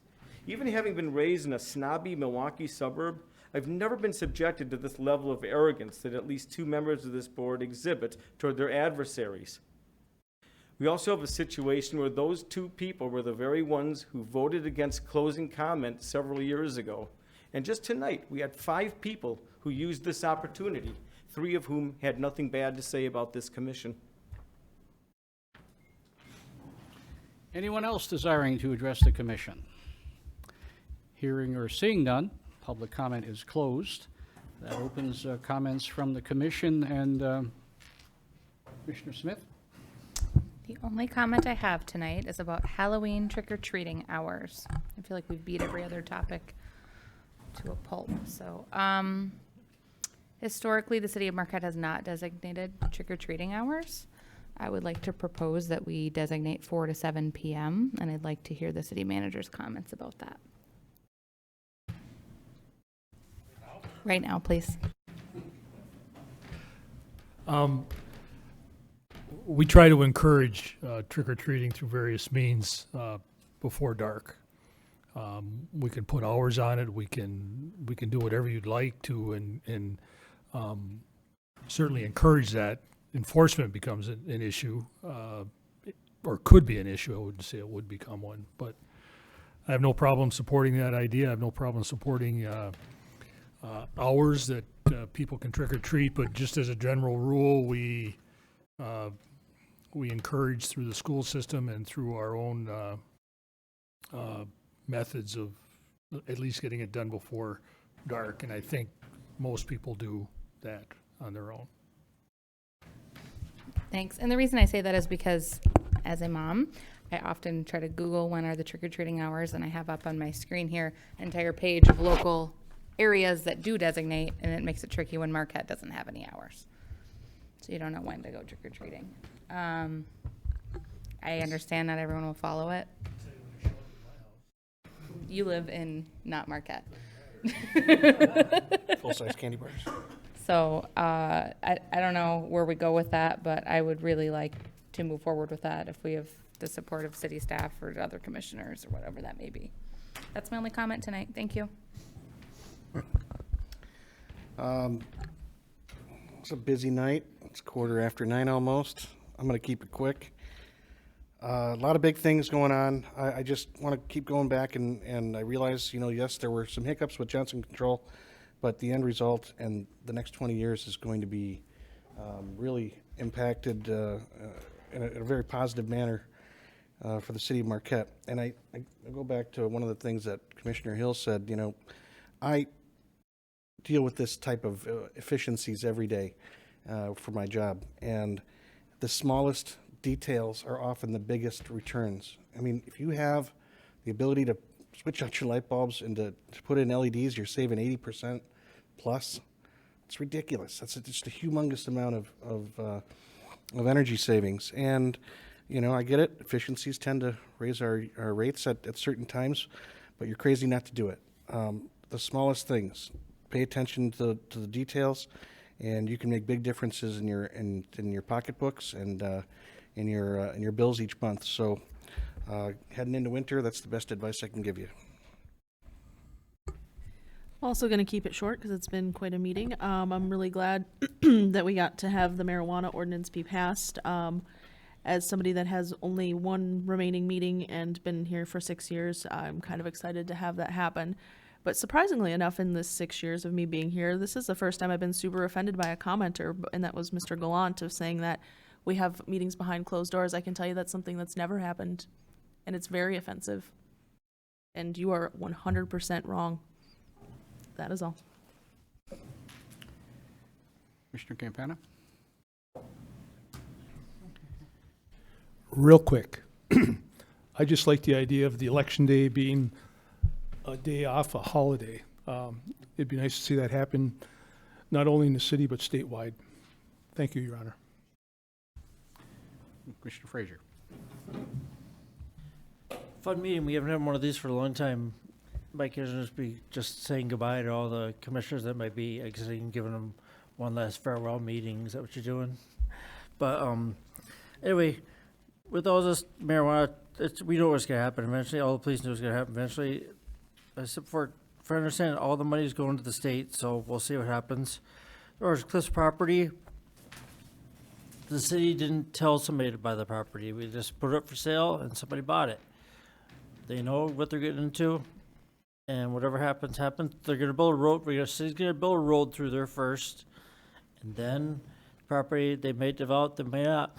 They're just working on the hospital. They decide that the hospital, this property might go through, but all the stuff we work with the state, DEQ, everybody says it's been a long time and it's okay to build on. So they're going with that recommendation.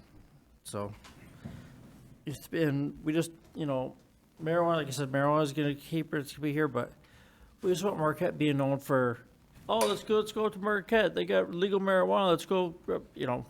We don't want Marquette being known. Marquette's known for a great area, great people. Upers are great. We just want to be known for that one thing. I mean, Picture Rock, Musing's known for one thing, Picture Rocks. We don't want Marquette to be known for one thing, the green stuff. But then, as far as the new meters they installed, the Wi-Fi, it's no more radiation than a microwave, a cell phone. If you have Wi-Fi in your house, it's no more intense than anything. A cell phone probably gives off more waves than those things. And Ms. Virtual loves to rip on every commission, every city manager, every mayor we've ever had. I noticed in his last little speech, he rates all his speeches before he comes in and reads them off like a actor. He didn't look up at our mayor the one time the whole speech, his last speech. So how does he know if the mayor's not, how come the mayor has to look at him the whole time he's speaking when he doesn't look back at our mayor and look at get his attention? So that's all for now, and happy Halloween coming up, and like fall might be here. I have two things. First off, Thursday, October 24th, from 7 to 8:30 p.m., the League of Women Voters is going to be presenting on our new voting rights that we have in Michigan at Jamrich Hall at NMU. So I hope, folks, if you have any questions about what's, there's been a bunch of changes, and the League is putting together a terrific presentation about that. Again, that's October 24th from 7 to 8:30 at Jamrich Hall. And then I didn't say anything during the Indigenous Day, but I'm really honored to be able to be a part of this. And I want to tell you a story. I have had the honor of being part of events with the Morning Thunder Drum that Mr. Reinhardt's part of and other folks. And you open with a land acknowledgement when you are part of any official ceremonial event that Anishinaabe do, that acknowledges that what we all have comes from this land, and that is true for no matter what your background is or how long you've lived here. The planet is our home for all of us, and I really appreciate that I've had the opportunity to be a part of those, and I think it's a really important part, and I'm also really looking forward to what we come up with for next year. I'm really honored.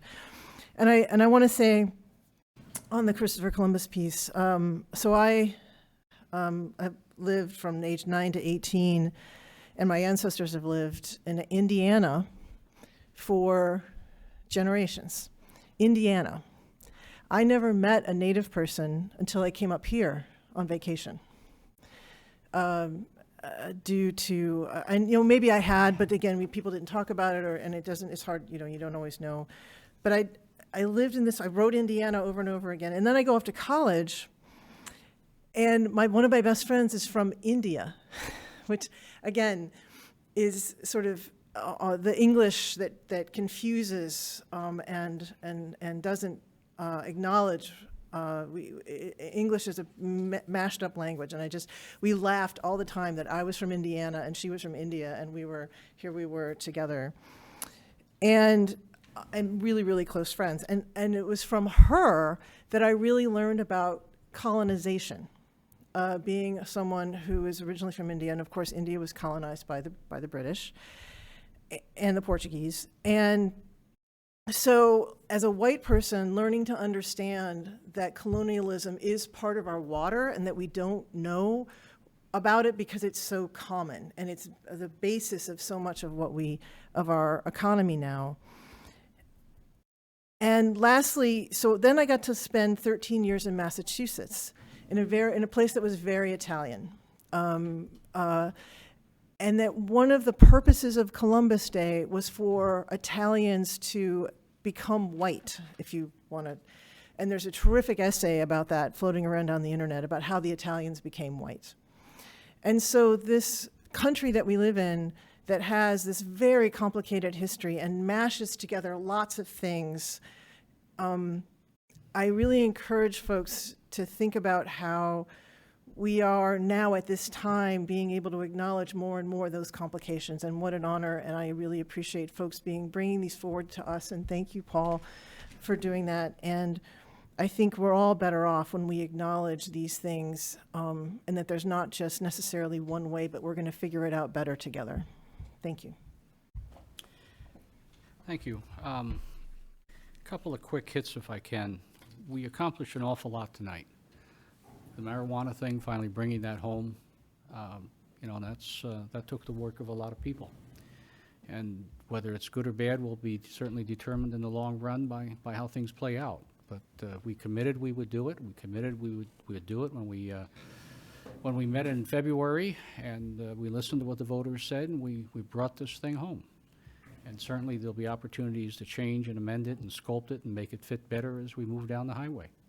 So very proud of that. I think that's been a good accomplishment. We handled the water rates, a difficult thing for everybody when you're charging more money, when you're raising taxes on people, but you don't have a lot of choice in that matter. But again, we were able to accomplish that. And certainly the briefing, I think, that JCI gave us on the environmental aspects of the improvements made has been staggering in terms of seeing where the city is going, how we're getting there, and frankly, how far ahead we are of a lot of other communities, of, as they indicated, much of the state. And that was due to the forethought, the really good planning of the city commission at that time. I was not a member of that. I don't think any member of the commission was here except Commissioner Campana, I believe. I think you were still here at that time. So I give them great credit for that kind of thought. And I'm sorry, Mayor Pro Tem. I did not mean to slight you. The idea of making Election Day a holiday is interesting. However, that's a bargaining issue, I think, with the unions, with the bargaining units, and we'll see whatever, if they want to do it. I'm sure the city can figure out a way to do it. But that's where that issue, I think, and the city manager may comment on that, would lie. You know, tonight has been an interesting experience in a lot of ways, and one of the things it brings very clearly home to people, and it's a question that you often get when you're in private meetings or meetings in public with people, is how do you do it? How do you sit there and listen to these people time and time and time and time again? How do you take it? How do you do it? Because I couldn't. I could never run for public office. I never would step up and put my hat in the ring to do that because I couldn't take that kind of abuse. And that's a serious deterrent to people in public service. People that have much to offer, great insight, great leadership, the type of people we want to have that refuse to step into the ring because of the slings and arrows that they will be attacked with. And I think tonight, again, was a very good example of that. So people may judge how they choose to judge and judge what they see. One last thought, Cliffsdale. You know, you see that periodically on social media and all of the problems with it, et cetera, et cetera. What often doesn't make it on social media is that nothing will happen there, nothing can happen there until the Department of Environmental Quality, now known as EGLE, approves whatever project it is, whatever work to be done, has got to be vetted and totally approved and absolutely copacetic by the standards. But I would remind people that 20 years ago, Founders Landing was the same, that our BLP plant is the same and will take work to bring that back up, that Matson Park was a living disaster, that the place where the birdcage was, the birdcage apartments, were nothing but an abandoned rail yard. Let's move up the coast a little bit further and look at the We Energies plant that certainly is an environmental problem area, yet has to be remediated. That the area where the new hospital is built was the old rail yard through the town at the Roundhouse, that too intensely polluted. And all of that remediated through the actions of the DEQ, the EPA, and the appropriate agencies. So when you say, well, you can't do it at Cliffsdale, I think the experts would tend to differ quite strongly on that. But again, just be careful when you read this stuff sometimes. Step back, take a big swallow, and just see what the experts really have to say. All that said, have a happy Halloween. And Mr. Manager. Thank you, Mr. Mayor and Commissioners. Another fun meeting. Two things. I am going to comment on the Election Day as a holiday. It is a contractual issue. It is a bargaining unit issue. We have 5 bargaining units in the city, and each bargain at different times, so it'd be something very difficult to settle. But on an additional note, we also facilitate elections in at least 2 of our facilities, plus our clerk's office runs elections, so it would be somewhat difficult to give holidays or days off to people who we have to be here anyway, kind of, to make it all work. The other thing I just wanted to mention is that Mr. Pelto mentioned, why don't we put some of our savings from JCI back into the water rates? I just want to reiterate, those savings are going to pay for all the improvements that we've done. That money is not available to be spent. It's already spent. So with that, that's all I have. Thank you. Stand adjourned.